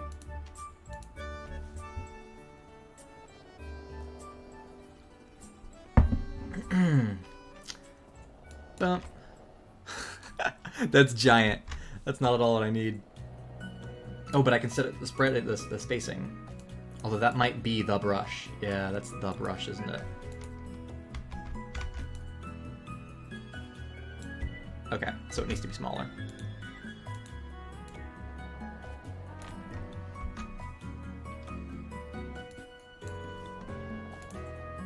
Actually, I got an idea. Let's set the spacing out to a giant level. And now, I can really just go all throughout here. And it'll just add it at very big increments. So let's go to a dark green, because I know there's going to be some of those. You still see the pattern a little bit. I don't want that. So I'm going to have to do it. I gotta be a real artist. I gotta pick where the stuff is gonna go. Alright. I might also just need to go in with an individual dot brush, which I didn't want to do, but might have to. Now, another thing is the redder kind of ones. But I feel like the redder kind of ones aren't going to be true red on this greenish color.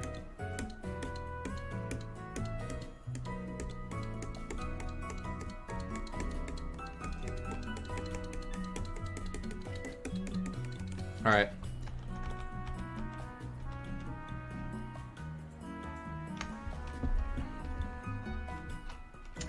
I'm gonna go ahead and just use a single point brush because I feel like we're gonna just need to make the sand texture ourselves. Let me get a reference in. Yeah, there's a lot of colors in there. All right. So we're gonna get a dark red.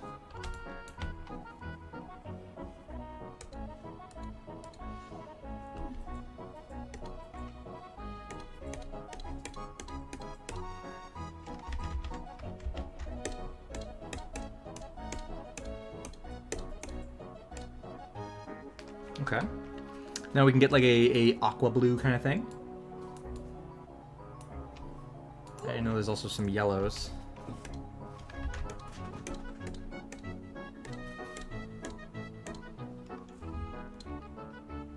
We'll get... There's a greenish kind of thing there. Nothing bad with that. And then they always have these like yellowish ones. So we're gonna get like a yellowish. We'll turn off reference now. Oh, that's not enough. I mean, I'll add these in, but I need it to be more yellow.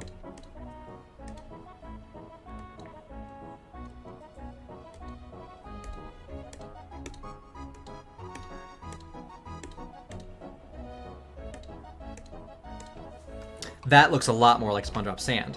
I'm probably gonna shrink it down now.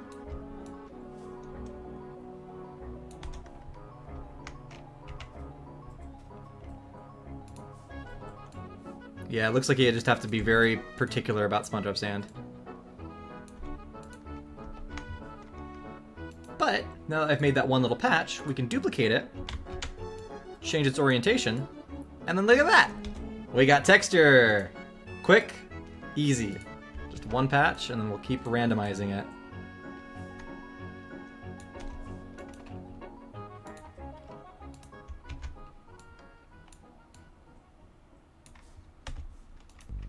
We'll add...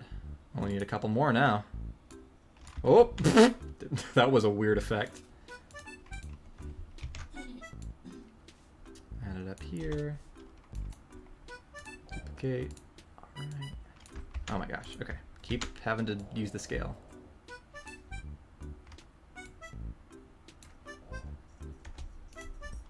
Duplicate.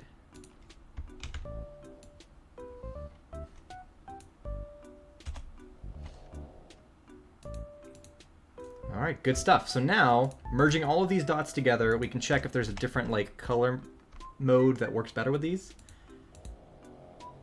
Because I feel like the speckles at the minimum could just be brought down in opacity. Yeah, and now these might just be able to be dropped. Don't want to drop down too much.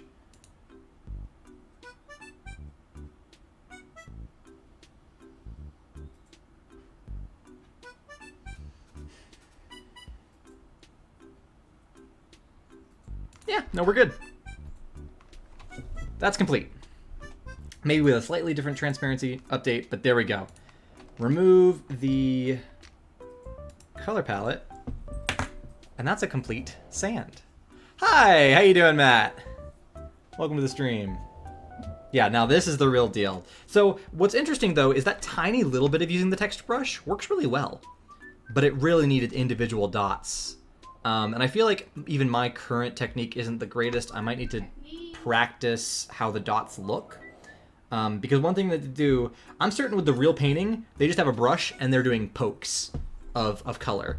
I'm not doing pokes of color because I actually have to drag slightly in order to get it Photoshop to register that it was a brush stroke. So we'll figure out how to do that later. For right now, I am totally happy with how this looks. So I'm just going to go ahead and turn off the top parts. That looks really cool. We're gonna go ahead and save this.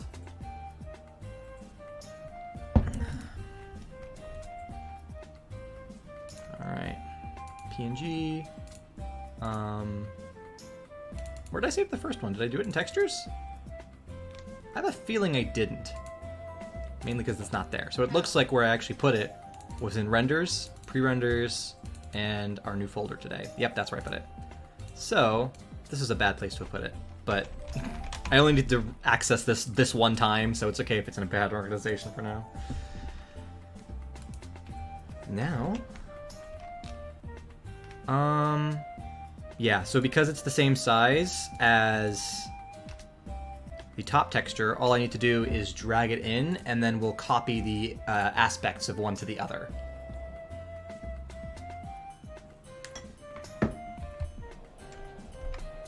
So, new folder.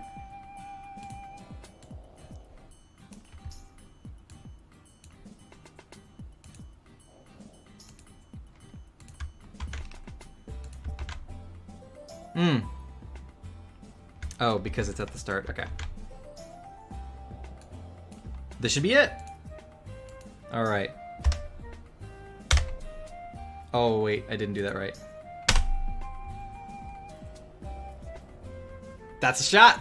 That is a shot right there. We could add shadows, but you can see them pretty well. I don't think they need shadows.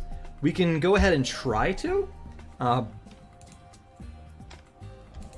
feel like we can just duplicate them. No, wait. Would that work? I'm not going to risk that working. So I'm going to make a layer, new, null object. And we're going to parent these to the null object, but also make sure that this is still parented to the top layer. And now we can offset them a little bit. We're going to make it a fill. We're going to make them the color of the shadow effectively.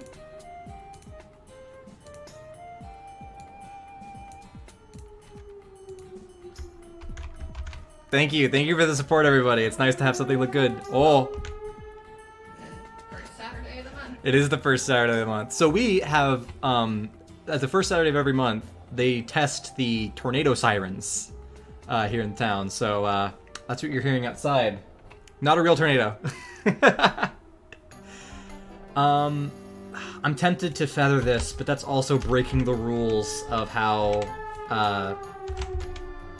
shadows work in cartoons. See, that's not how shadows work. Normally, if they're gonna make it more vague, it's just a circle shadow. And I don't think I have a way to, like, average the shape. I could just make it transparency 50, though.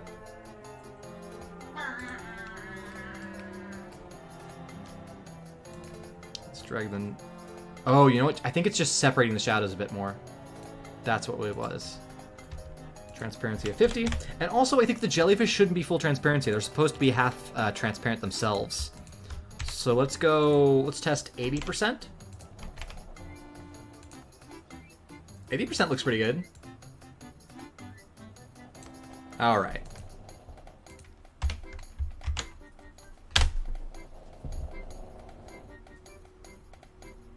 Okay, I do like the shadow. That actually tells you that it's the ground. That's really good.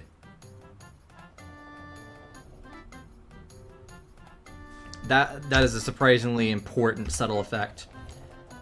Fantastic. I think the one last thing I'm going to do is, because they have sharp shadows, I actually want the trees to have the same. So I'm going to duplicate the top texture, drag it down a bit, and we're going to do the same thing we did with the jellies. So I'm going to fill it with that same dark color and do a transparency of 50.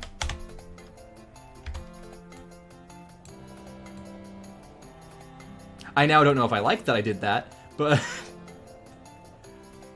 we're going to see. I might like it.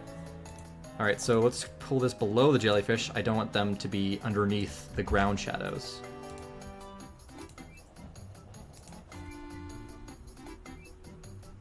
I do like that. I think adding that tiny little line of shadow.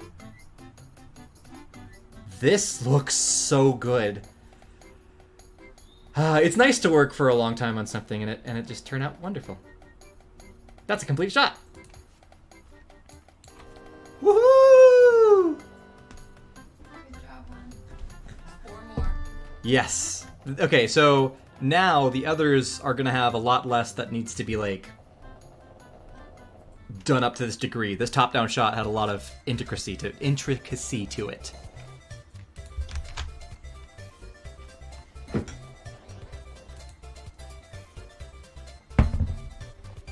Alright, we're gonna export this. It's 5J11. Or 5J11. None of that made any sense. Jurassic World Scene 11. We are not in Oklahoma or Texas, so thankfully we have not been hit. We are in a state that has tornadoes often, but not today. Yeah, so if you didn't overhear, we're not in Oklahoma or in Texas. But what's next is more of these shots of the jellyfish moving, but we get to pick a different shot. So let's check it out. We've got, so we just finished this overhead shot. Our two options are we have this longer shot where they're going slowly. And although the dinosaurs are near to the ground, I don't think our shot specifically has to be near to the ground. Because we also have to decide where we're going to hide the Dwayne the Rock rock. It's not going to be in this one. This one goes by so fast, this will be just a very quick thing. This one, however... Ooh, yeah, that would be good. So we have two shots that are long so that we can keep Dwayne the Rock on screen. And that is this one or this one.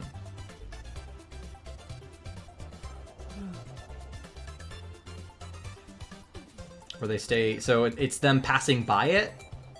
I feel like it's so early in the trailer, I don't want Dwayne to be distracting in this first of the four. Yeah. So I feel like, oh, it's just jellyfish in the forest. They're just in the forest, and then boom, we hide it here. So I think we'll do Dwayne here, so I think we should do this shot last. Yeah, hey, agreed. All right, so let's go ahead and do that shot then.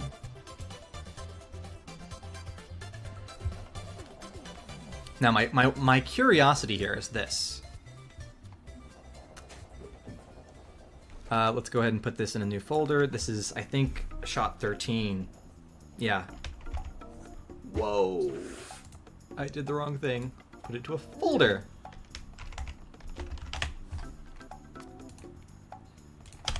All right, Jurassic World 13.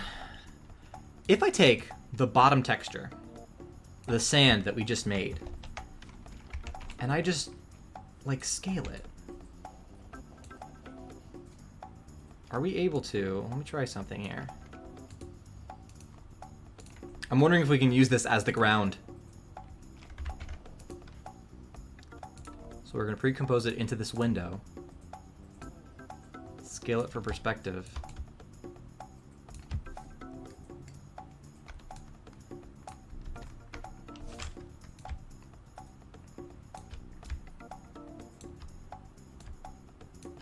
I think this can be our ground. Okay. We now need to pull in the Kelp Forest, which I'd like to put this in different layers. Okay, so let's go ahead and we're gonna save all these as different images because I don't want them to all be the same thing. First off, because we're gonna have to be able to replace the rocks underneath the trees. So, PNG sequence. Let's go ahead. We'll save it here. This is a fine place. Kelp Forest Trees 1. So we're going to save that. All right, so these are the rocks. Good. That's one bit saved. Now, we're going to save the actual trees themselves. Oh, this is the color of the trees, not the outlines. And there's a reason why I'm doing it this way. Because I might need to still edit them a little bit. Actually, I probably won't. Yeah, I probably won't, but that's okay. And lastly, the outlines.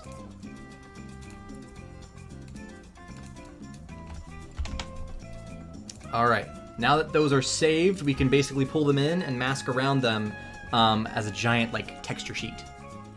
I will be able to, yeah, I didn't think I would, but I'm like, you know what? It's not all that different, and I don't think anyone would discern the fact that it's a overly different shot. Now, let's see if I can pull in there's a gradient of color that the trees disappear into, and I want to reference that. So let's pull this in here.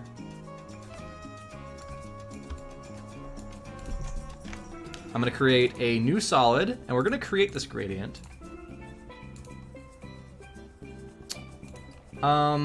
What's the best? I don't actually do gradients a lot. Is there just a gradient effect? Yeah, perfect. Gradient ramp. Is that it? So that is a gradient ramp, but it's only between two colors. Which will work. It's just not preferable. But I think it's okay. So we're gonna go ahead and make the bottom color a little bit higher up. And the top color... Actually, yeah, here's what we're gonna do. Answer chicken. Will you do a stream? We are not gonna do a stream on next Saturday, just because I won't be able to. I'm not... We're gonna be at the beach. We're gonna be at the beach. Who knows? Maybe I can do a 20-minute long stream from my phone or something. Honestly, we're gonna bring the laptops. We could do one. If we do one, I mean, if we're, we might be driving back on Saturday though. Yeah, we will. Are we driving back Saturday evening? I don't know. Yeah. Just depends on what we want to do. Right now we don't have one planned. But if we do one, it would be on YouTube. And if we do, it's probably gonna be something small. Again, I might just use my phone and do a cheap one. Something fun, just to chat and hang out or something. But yeah. So, gradient, we're gonna pick like this bottom color. And then this up top color. That's the start of our gradient. Now I don't want to see the bottom of this because we want to transition it into this texture. I know, Chicken Man. Sorry, we have to take days off. Yeah. I know we just seem like workhorses that work all the time, which is true. But Okay, this looks wonderful. Now we just put the trees on top.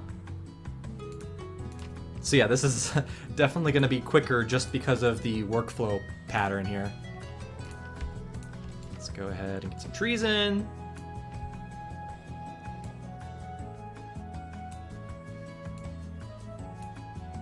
Oh, the trees are giant, which is good. But the order needs to be 3 on top, then 2, and then 1. Alright, so the question is how big we want the nearest ones to be. I feel like the nearest ones should actually be moderately big. So boom. Let's do Dwayne there. And we can have these two over there.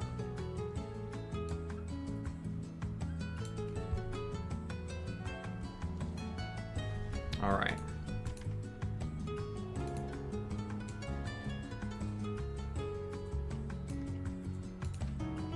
Just trying to figure out how I'm doing this. Come on, Dwayne. Work with us. Work with us. Because I wish I actually rendered each of the trees as a separate image. Would have made this a little bit easier. Because now I'm kind of like piecing it together.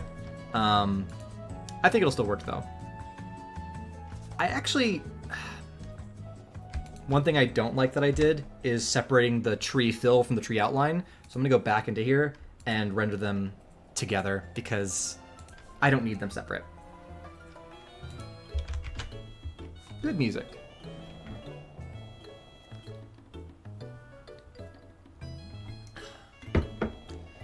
Alright, so let's do PNG. And just in case I need those original ones, I'll keep them, but this will now be 4.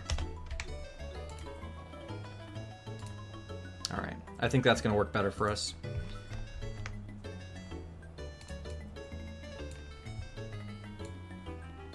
Setting up the shot where they're running sideways should work almost exactly similar to this as well. Okay, so... exactly similar. Should be able to copy this. Perfect. And now I can just do a quick little thingy like this and select only the trees we want to keep.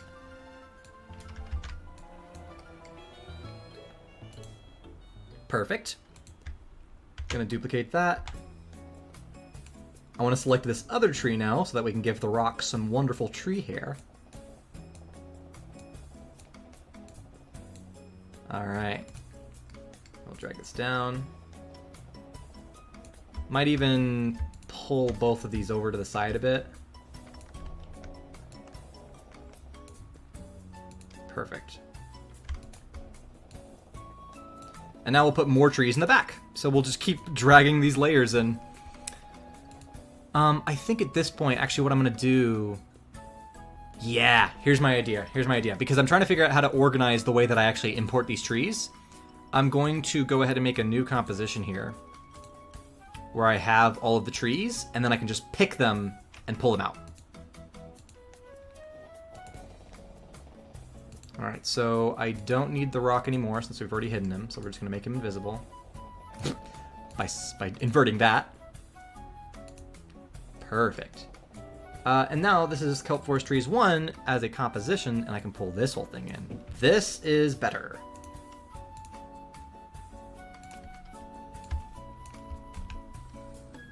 Alright, so these trees are going to be smaller because they're going to be behind.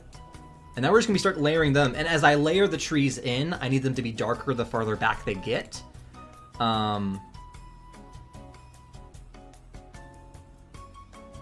Just trying to find a spot where... Oh, this is nice. Alright, so we'll do that. We'll keep these.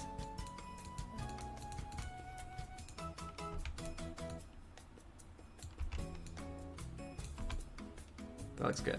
And I can go ahead and just quickly add a brightness and contrast and darken them so it looks like they're darkening in as they're getting deeper into the forest.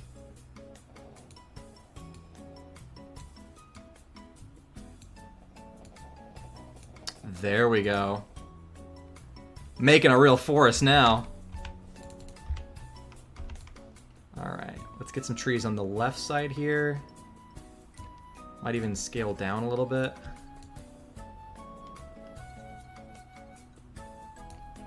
I want this behind. This is going to be behind and...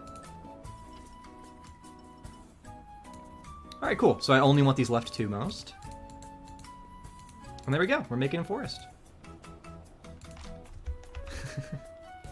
I wonder what kind of stuff... I wonder what kind of things Bob Ross would make if he had Photoshop. You know, he takes all that time, which, you know, of course, there is artistry in what he does, of course, but, like, imagine. What could he do if he just had the digital realm and copy and paste available to him?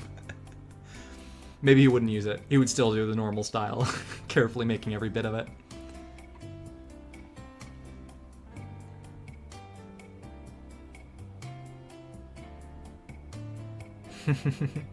The rock! The rock! Don't worry, we'll have that in here too. Yeah. Let's make this slightly darker now. I feel like as we go farther back, we just gotta keep darkening it down.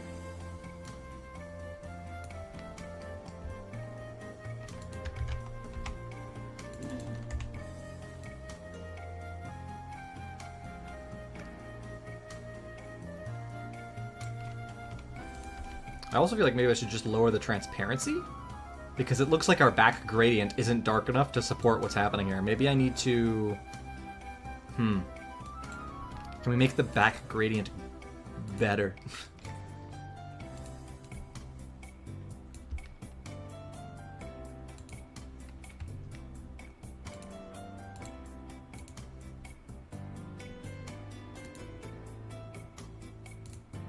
Alright, so we got a couple more trees to add in here. Let's try that. Just kind of workshopping it here, like experimenting with what is going to be... Oh, gosh. Wait, what's happening? What did I do wrong?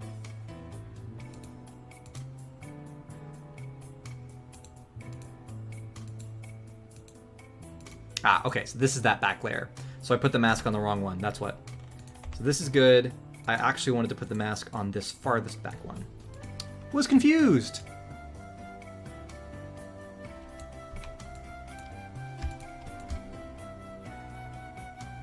Okay. I can, you know what's else is that even though we only have this certain number of trees, I think we only have 8 trees that I drew, I can just take them. Let me darken this even more though. I feel like in the back they should be really dark. Despite me only having that many, if I just copy it and then flip it horizontally, they will look like brand new trees, technically. By comparison. Alright. One of the two. There is a science. A science to making trees. And I'll just duplicate this one and add it to the right side here. I mean, honestly, boom, just like that. That is a convincing kelp forest. I could add maybe a little bit more layering, but but overall, that's wonderful. I think one thing I'll actually do to sell this effect a bit more is make the gradient get darker faster.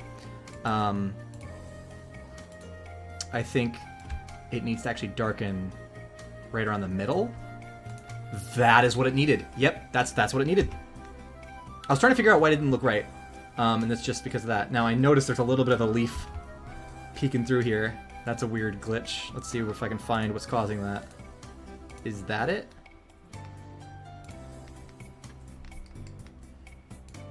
Nope, that was not it. Yeah, we should have a mask that's... Okay, here we go. Found it.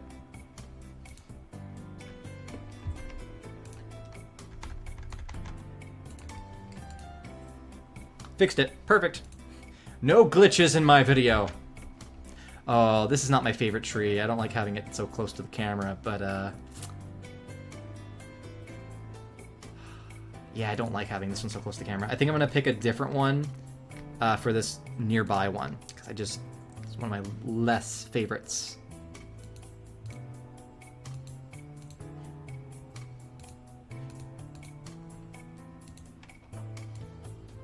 Actually, I'm gonna keep the rock though. We're just gonna change which tree is on it.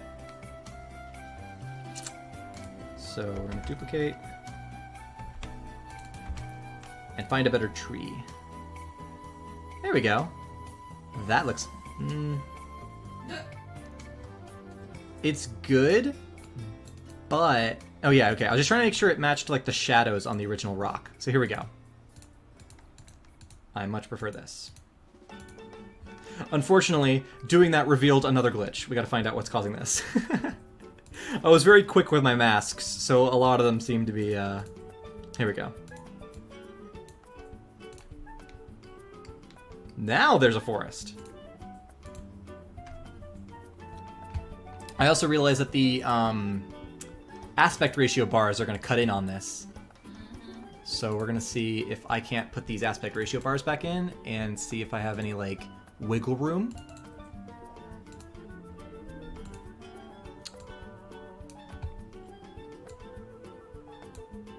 Alright, so that's the actual aspect ratio there. I'm happy with that. That's plenty of space. All of the urchins are over here, and none are over here. Oh well. I'm not too worried about that. It's a great shot, though. This is a perfect way to hide this.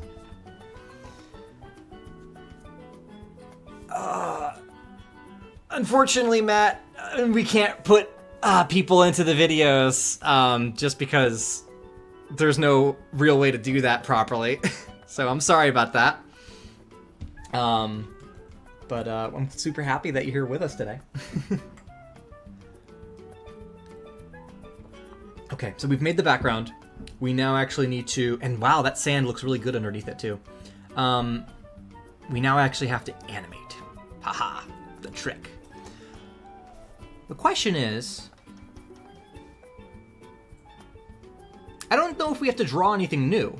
I feel like they'll go up and then just rest.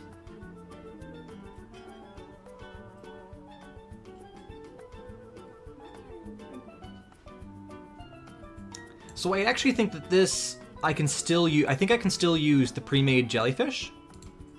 We're gonna try something. I'm gonna use the pre-made jellyfish. I'm going to bring up our actual trailer here so I can reference it. And I'm gonna animate special. So basically what we have right here is this animation has a preset animation going on here, but I can keyframe and animate the time it takes to go through that. So I can pick different frames to actually show at different times, which means we can actually let them come to a resting point. We're gonna start with the blue. We're gonna see if my my idea is possible. So it looks like it drops down.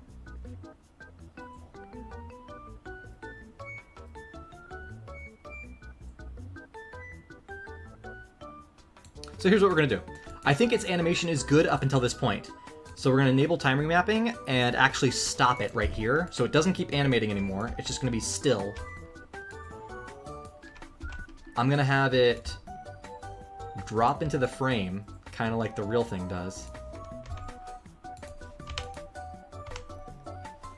So it's gonna drop in.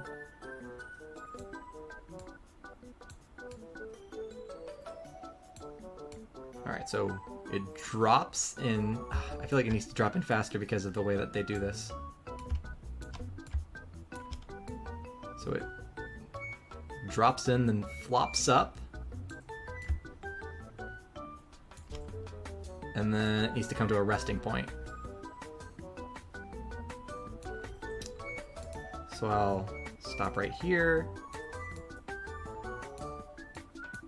And now make it go down a little bit. Now from here I actually might adjust and do a different technique. But I want to see how this looks so far, and I'm going to ease the keyframes. Oh my gosh, if it lets me select them.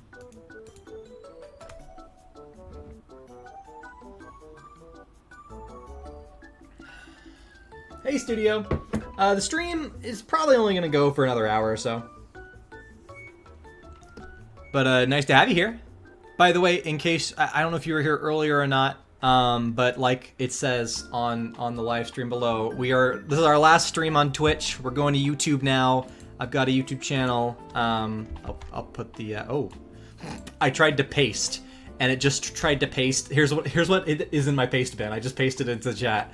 It's from After Effects. But I can give you the link in a second, but we have a new YouTube channel, JJ Streams. Boom. There it is. So subscribe to that. That's where we're going to be live streaming after this. This is our last stream on Twitch, just because I think YouTube is going to be a better home for this. And it's going to be easier for fans of JJ's films to actually go over to this instead of having to make a Twitch account. Like, I thank you for those of you who did that for this, but make it easier for everybody else. Make them not have any excuses. Ooh. That looks good. Okay. So here's what I'm gonna do. Right at this point, we're gonna split it. So we have it split half and half. On this left side, we have the pre-animated bits, and on the right side is where we're gonna do something brand new. I'm going to time entirely freeze frame it right here. Yeah. So we're gonna time freeze frame. So now this is an entirely different layer. And I'm going to use a little technique called puppet pin. And for the puppet pin, I'm going to create, like, I'm going to block in, make sure that nothing here moves. But I'm actually going to animate its tentacles here in After Effects to do some slight movement and animation after the fact. This is actually how I animated episode 1 of SpongeBob in Real Life. All of their limbs were animated using this puppet tool. Fun fact. Thank you, studio. We'll look forward to seeing you there when we're streaming on that channel. Give a live subscriber update on JJ Stream. Tom Kenny, I didn't realize Tom Kenny does the jellyfish, but that makes so much sense. JJ Streams has 7 subscribers. 7 subscribers on JJ Streams, perfect. It's a good start. Alright, so he goes out, his tentacles go down. What I'm going to do is animate him to go a little bit to the center. Okay, so when he revs, yeah. So they basically flap like a bird, honestly. So I'm gonna have his, I'm gonna let them rest a little bit. We're basically gonna animate them in. Oh, this is getting confused because of the masks, apparently, which is unfortunate. That's okay. This should help once I do this. Aw. Yeah, this effect isn't working as optimally as I would hope.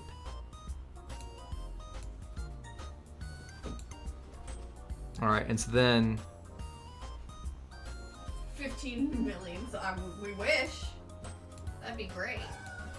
I mean, it'd be great if the main channel had 15 million subscribers, but beggars can't be choosers. Yeah, 15 million subscribers. On any channel would be great. On any channel would be wonderful.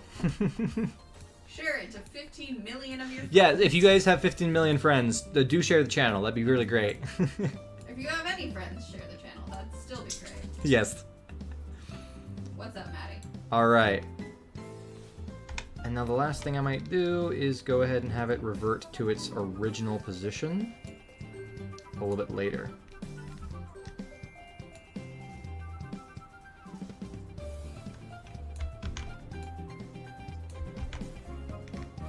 And then right at the end, let's have it go back to, I suppose, this position.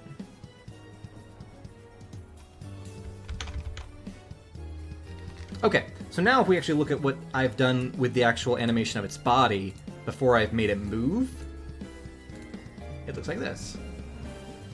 Ugh. Oh, it's not working like I'd hoped. Okay, so I gotta do a different technique. Because that doesn't look good.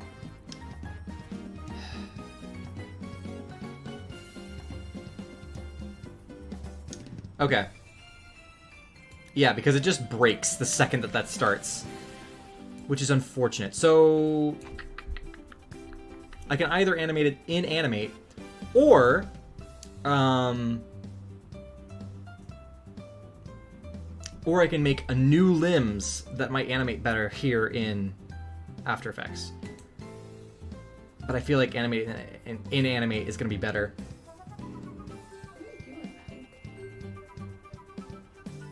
Alright, so here's what we're going to do. I have to animate in After Effects, and that's okay. Or animate.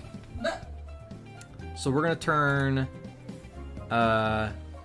let's animate... Okay, just... Sorry, this is the problem solving, figuring out what I'm going to do. It looks like this is the last frame. Yeah. Oh, interesting that it does it this way. So what we're going to do...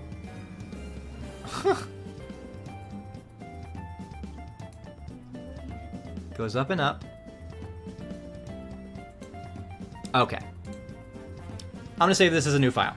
We're going to save this as scene 13, because that's what we're actually working on. But scene 13 is going to have to be quite different than scene 11 was. So the first thing we're going to do is actually duplicate this, because we know it's going to want to do it twice. So we're going to copy the frames and paste them. So now we have that twice that we have in After Effects, where it goes one... Oh no, yeah, it starts... Did I push it back a little bit? It's supposed to start extended, so does it start extended in here? Yes, it does. So we're good. So far, it's going to do one, and push, and rest. So as long as that is correct in Animate, it does one, push, and then rest. It's about to go to a stretch again, but we don't want it to go to a stretch. Instead, we're going to go ahead and clear the keyframe. And how many frames do we need in this shot? This shot is 125 frames! Jeez. So we're going to give ourselves that space. 125 frames. Boom, here we go. Now, we're also going to do that on the outside of it as well.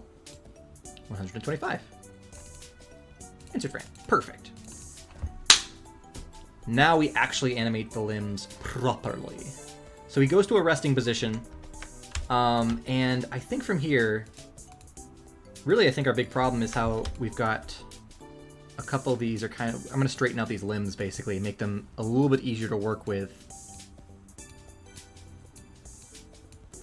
If all the lines are kind of connected, it will make this job easier. Connected... I realize connected is a vague term, but making the lines actually mesh together and not have any corners is what I mean. So if I can make there be little corners, then I can make this easier to animate. Oh, there's a pink line there. That's going to be an issue. Okay. I think this is good. So now we have the body and the legs. And I should be good. So now what I'm going to do is go ahead and give it bones. That's right, folks. Bones. But before I do that... I'm going to put each one on its own layer. Because I'm suddenly realizing that I think each tentacle should be its own layer just for the sake of organization. Whoa. Blank keyframe, blank keyframe. You guys get to see the real animation. Now it's not just like baked in stuff. This is me actually animating. All right, like that.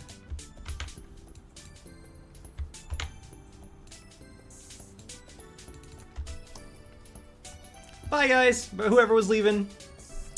We don't have a schedule for the next live stream, but we will be posting updates soon. First off, we are making a Discord channel, and so we're going to be posting updates on when we release that Discord channel on the regular JJ Films channel.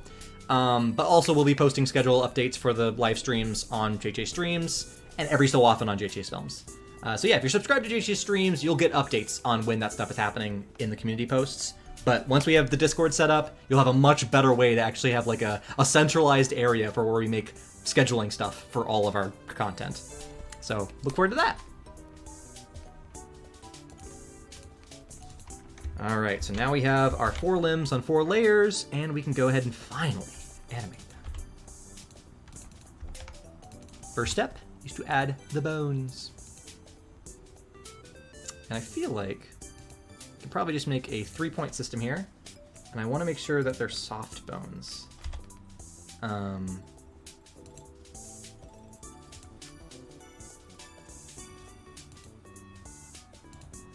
Okay. Next limb.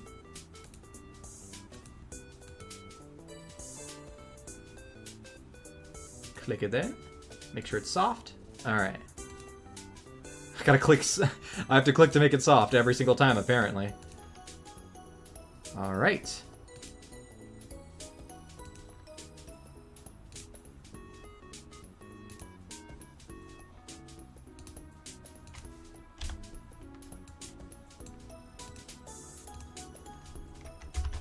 Oh no! Undo.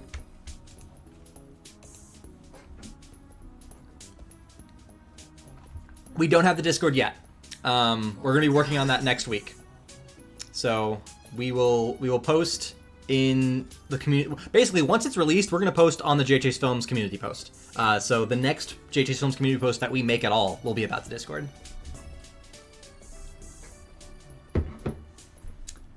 Make all these bones soft. Gotta love soft bones. Jellyfish got them soft bones. Oh wait, I think I can just, yeah, rearrange. 1, 2, 3, 4. That was really uncentered. Wait a minute.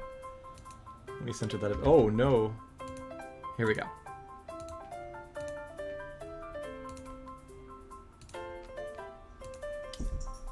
A lot of setup required, but hey, before I animate anything here, this is a really good file setup. So I'm going to save this as just... We're going to save this under the character files. Jellyfish with bones. Because that was a good thing I just prepared here. And now we can animate.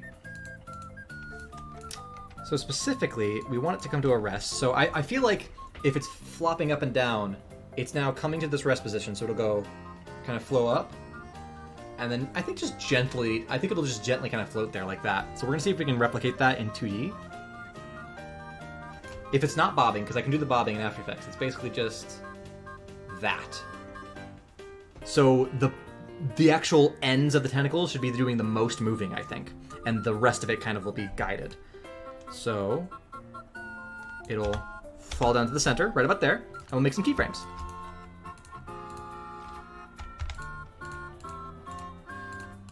Unclick. Why is it... That was so weird. Alright.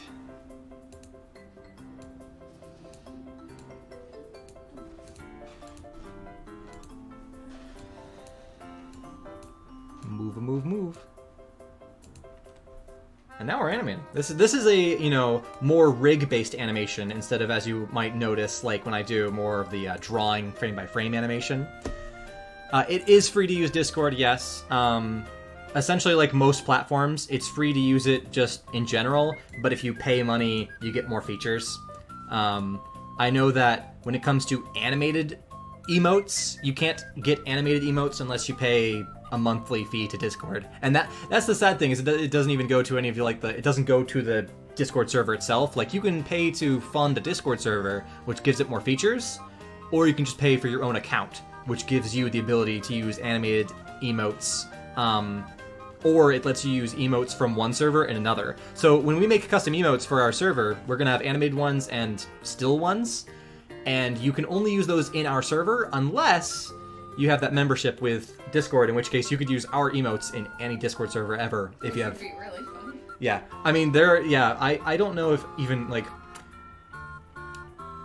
it's tempting, but it's kind of a big cost. It's like $5 a month. Jeez. Yeah, like that's a big cost for a messaging app, basically.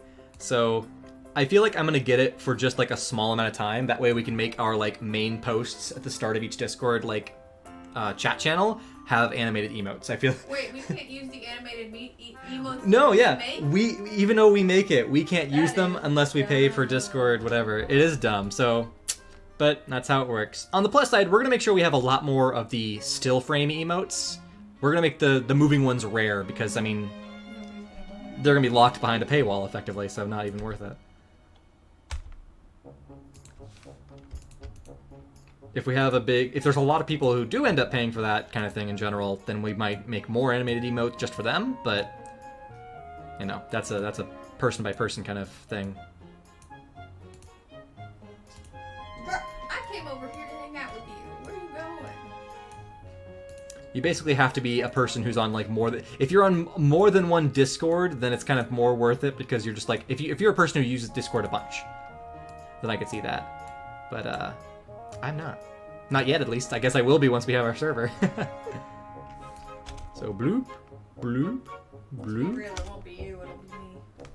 I'll try to use it too. I'm gonna be there. We should both have different accounts, honestly. That's one thing. There's a Discord of a YouTuber I really like, Terminal Montage, and for his Discord, you know, he and his wife basically have two different accounts because his wife is just like us, like a big part of the behind the scenes of the channel.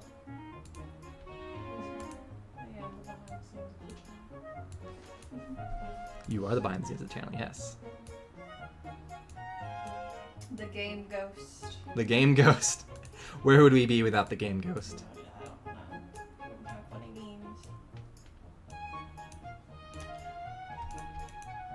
Okay. And our last subtle movement here is going to be going out. Now I'm actually going to add a little bit of subtlety to these movements because right now it's going to look like a claw grabbing, and I don't want that. I actually want like each tentacle as it goes out to lead with the center and then the tail, like the tip of it to flop out. So we're going to have to kind of add that subtlety in a second. Because I'm not sure, like on its own, I don't think it's about to do that right here.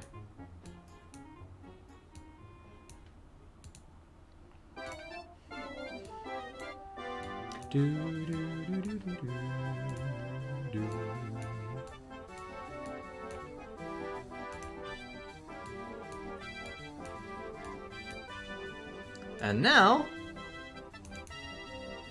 we'll create a classic tweens. We'll make it all ease in and outs.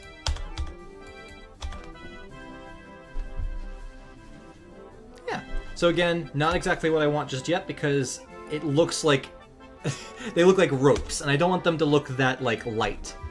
So what we're gonna do is actually go about midway, I think, a little bit past midway, and we're gonna cause the trails, the end parts of all of these tentacles. We're gonna cause them to be, golly, why is it? It's got this weird graphical glitch where it's like making it look like they're all selected. We're gonna have the tails still be going outwards, and by doing this, hopefully this creates that flop that I'm aiming for. There we go, that's more like it. And so the same thing with going back out is I actually want to go around here and cause it to trail with the ends of each tentacle. Where are you going? Or stinger? I don't know, I guess, I'm not sure what the proper terminology is for a jellyfish. So now, it's leading with the outsides and flops out. And I might even have it do a bit more movement on everything else. And this is just the give and take, you know, when you're animating, you kind of just keep going until it looks good.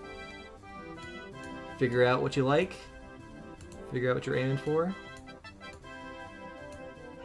So I'm trying to make it look like the top of each stinger is what's causing the force, and the rest of it's just flopping out.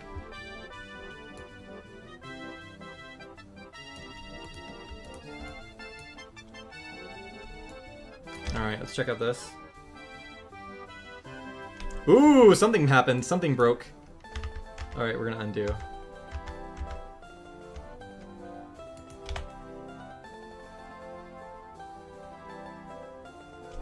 All right, good stuff.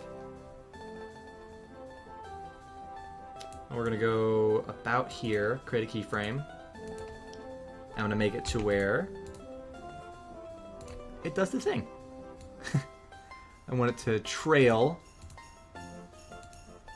each time we use that. So hopefully this is going to look very fluid. The goal is to try to make it look as least robotic as possible. Something didn't work there. Let's go out more with the tops.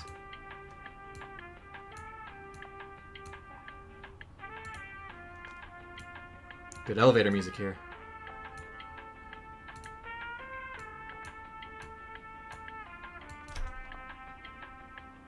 Ooh, that looked like a real jellyfish. That's awesome.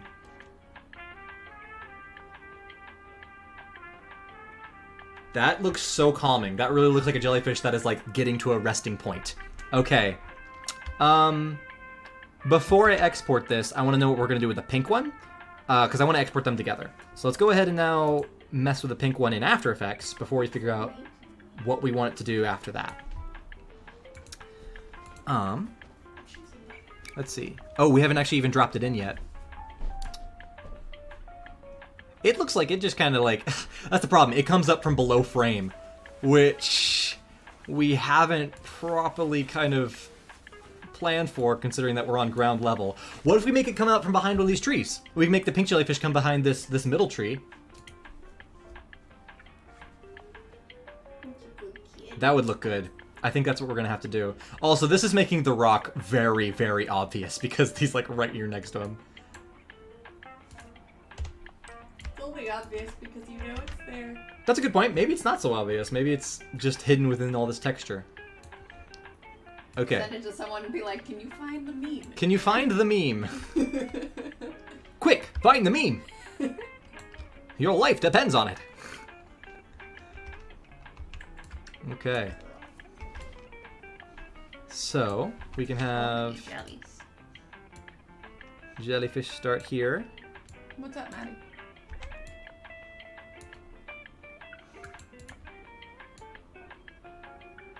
Alright. So we're going to animate its position and its rotation because instead of having it just follow its natural pathway, we're going to have it kind of turn, and that's going to be weird.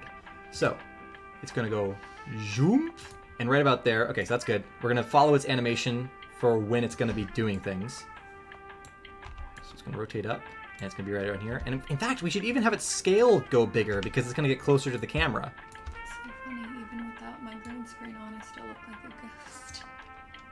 Because I'm so pale. Hey, Back to the Future. Yeah! I like this shirt. It's comfy. It was on the top of my dresser. All those things. Oh, that looks good. Okay, so just that simple movement, scale up, and rotation. And then he settles there. I'm actually going to have him go down a tiny bit. And then, boom, he's going to skyrocket up to get closer to blue. Israel, I thought you left. I guess he came back. Back to the future. Oh, he's code. Alright, we're going to separate the handle here. And then I'm going to ease in on this other side so that it slowly gets to that last point. I don't want it to kind of just stop. Let's see what this looks like. Okay.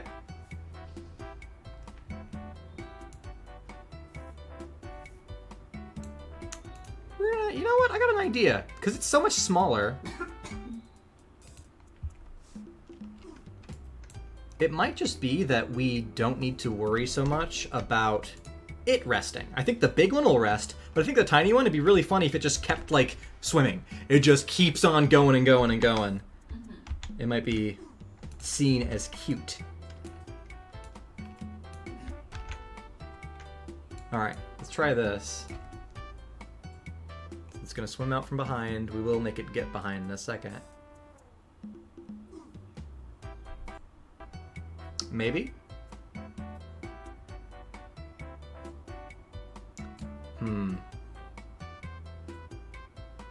Not sold on it. Maybe we can make it swim slower from this point forward.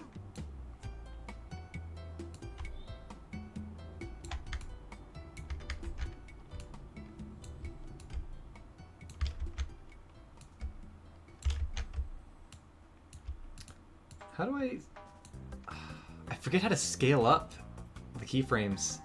I don't think they have as easy of a method to do that. So we'll just push it past. Alright, let's try this. See if this looks good.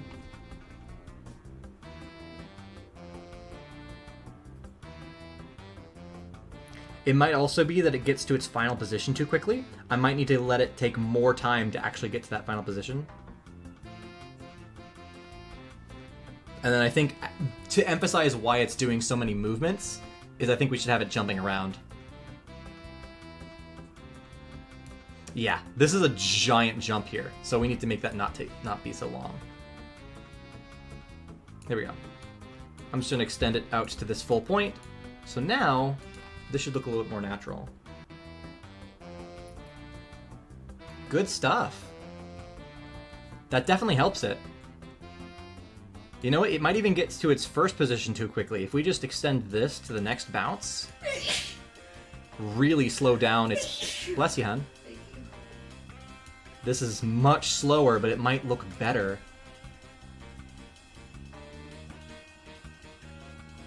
Cool. Let's not start the rotation yet, though.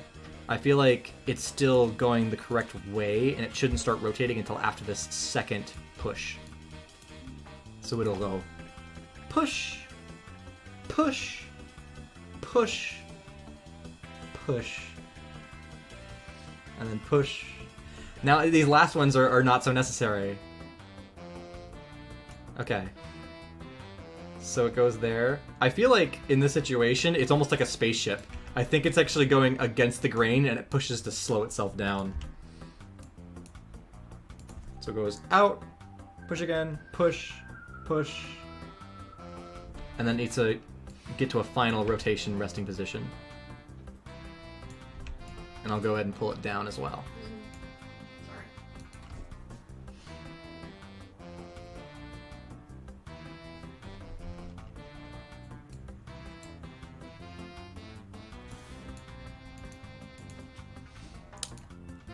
It was going a little bit too quickly out, and so I'm slowing it down as he heads out of that arc, or into the arc, really. Yeah, this is, just workshopping. See what we can do until it looks good. This would be a good shot for bubbles.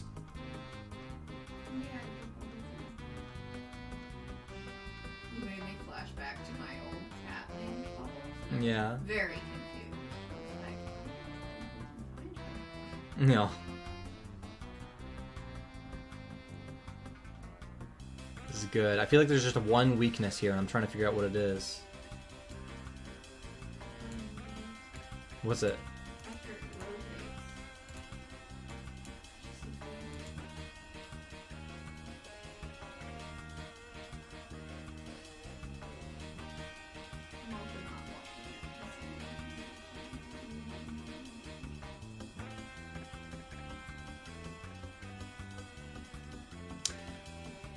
I think it's interesting because it's fighting against,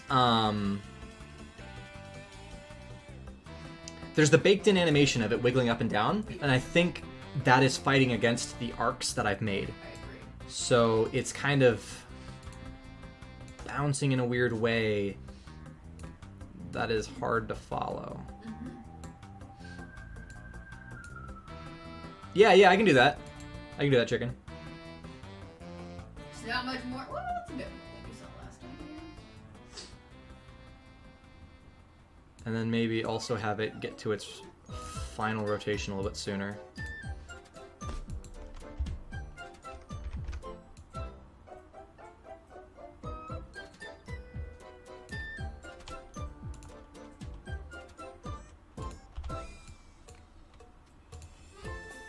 Oh no, what did I do? Alright, here we go.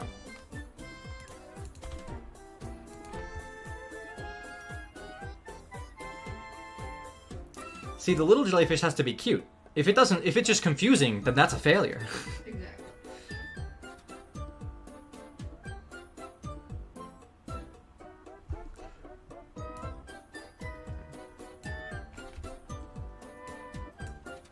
Let me see if I can improve this just by curving all of its, like, main points that it goes through.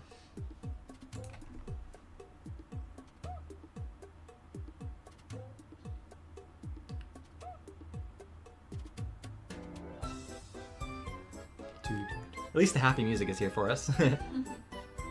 That's an improvement. Alright, so it goes down here? Why does it look like it goes down? Yeah, that was my problem.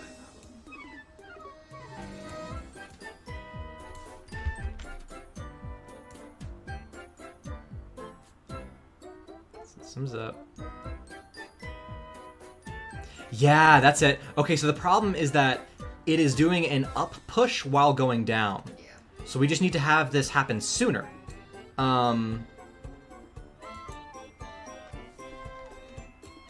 Yeah, let's go ahead and push this up sooner. So that as it up pushes, it actually is pushing up. That's the problem, is its animation wasn't matching its movement.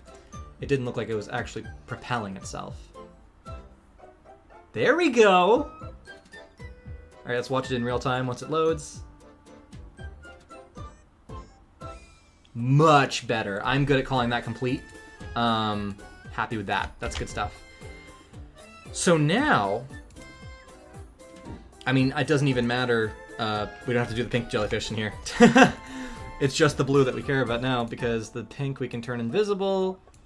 We'll go ahead and... I animated in the character file, didn't I? But I hadn't saved it. So let's save as. It does. I don't want to have the character file be the one with animation in it. We'll save it into 13. Yes, perfect. All right, and now we'll export it. All good. Hey, look at that. That is much quicker. Oh, and it is almost 1 o'clock. So I think, yeah, what we'll do is I'll finish this shot. We'll look through some of the stuff that we've done previously in the last week. And then after that, I think we're going to call that a stream complete. Thank you for joining us today. So let's go ahead and get this done and look at some cool stuff we've done on the video so far. You can see a sneak peek at one of them. All right, so this is 13.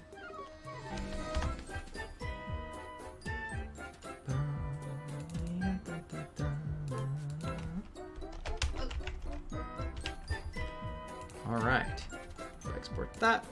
Whoa, that's a really big file. It's the 3000 by 1600 still. I didn't shrink that down.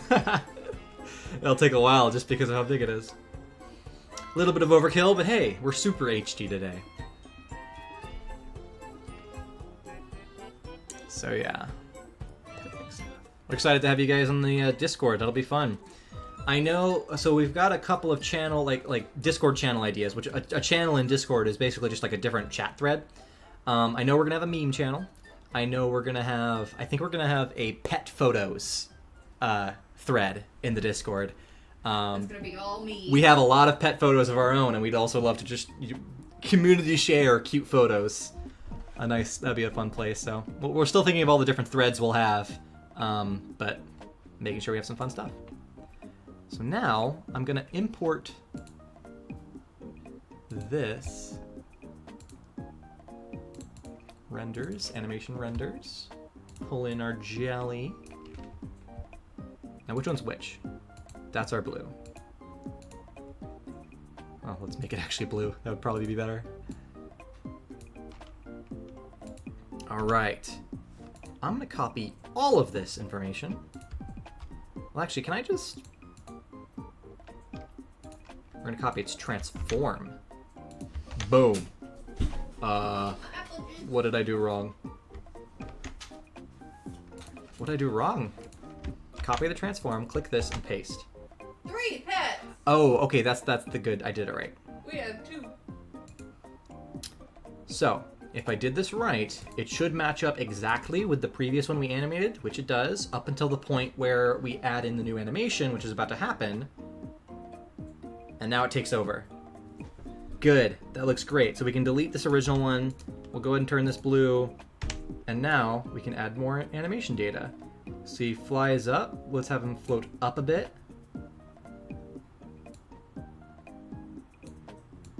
And then he's going to float down. Might change the rotation a bit as well. And then by the point he does this, he's floating up. And then he should be floating down again. Oh no, there's just a little bit of a frame. We missed one frame apparently. Oh, right. I hate that. So there's a discrepancy between After Effects and Animate. The first frame in After Effects is frame 0. The first frame in Animate is frame 1. Which means when I went into After Effects and saw that it was 200 or 125 frames, it was actually 126, so we missed one frame. But we can just do time, enable remapping, extend it by a frame, and that fixes the problem. All right, and then this should be back down. I'm gonna go ahead and put eases on all of these. Let's check how this looks.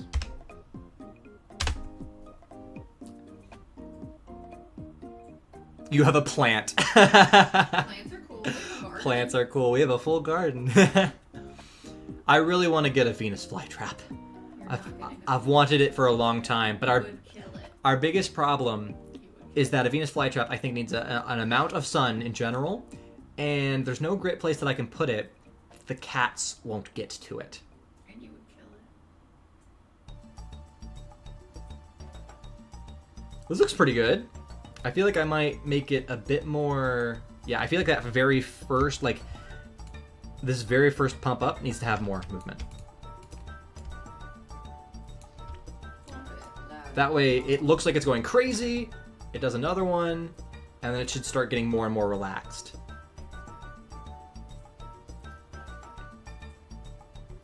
Is there a camera move in the original part of this shot? Let me check the original shot really quick, because if there's a camera to... Oh, there's a camera sideways? I'm gonna add a camera zoom in, because I feel like this shot is pretty stagnant otherwise. And since the original has something, I might as well give this one something. So we're gonna cause this to... Let's parent it... What do we parent it to? I guess we parent it to the bottom texture. Yeah, we just can grab everything. We're gonna grab everything and parent it to this bottom texture. Oh, what just happened? What was that? That was weird. Never mind, we're gonna do a null, because that was weird. Select everything, parent it to the null. And now nothing weird happens. That's good. As long as nothing weird happens. That was really weird. I'm gonna try to replicate the camera movement they have in the original a little bit. It looks like the camera moves to the right a bit, and then moves back to the left. So we're gonna do that a little bit because I want the side by side to look really good. I need to extend our gradient back here. All right, so it went to the right, and I'm just gonna have it go back to the center. Cool, cool, cool. Add some eases. And then very subtly, we're going to pull up the zoom. Oh, that's not too subtle. Let's go, instead of 112%, we're gonna go 108. And we're gonna have an ease in at the end here because I want it to slow down. And I think with all of that work right there, we have completed, yet again, one more shot. There we go. Camera move. Slight zoom in. This is cinematography. Okay. Yeah, and it's gonna probably match the original pretty good in visuals. Oh, that's perfect. That camera movement looks great. And Dwayne The Rock is nice and hidden. That is it. Another shot completed on the books. Woohoo! Let's go ahead and take a look at some of the new stuff that we have throughout this project file. Let's see what we got. Showed you that. I don't even know. Some of these shots might not even be added into... I think this is new, technically. it's just SpongeBob walking in a cave kind of thing. It was a quick shot. Yeah, that's new. We just did that recently. I think a lot of this is the same as you guys saw last week, just because a lot of things haven't even been added back into the timeline, depending on... Okay, there's some new stuff here. Okay, it looks like the most interesting new stuff is right here, because a lot of other things, we've been preparing a lot of elements and assets that are going to be combined into shots. So the only thing I can really show you is this little segment here. And in the original, that is... We got them, they're looking, a little bit of stuff, and then they get scared of a dinosaur. So we're going to get our Sandy voice actor do a nice scream there. But yeah, we've got that same situation where they're looking into this blue room. We got them in the, this is the, it's technically Mr. Krabs' jelly factory, which, you know, doesn't make sense why Mr. Krabs is in his ghost fighting outfit.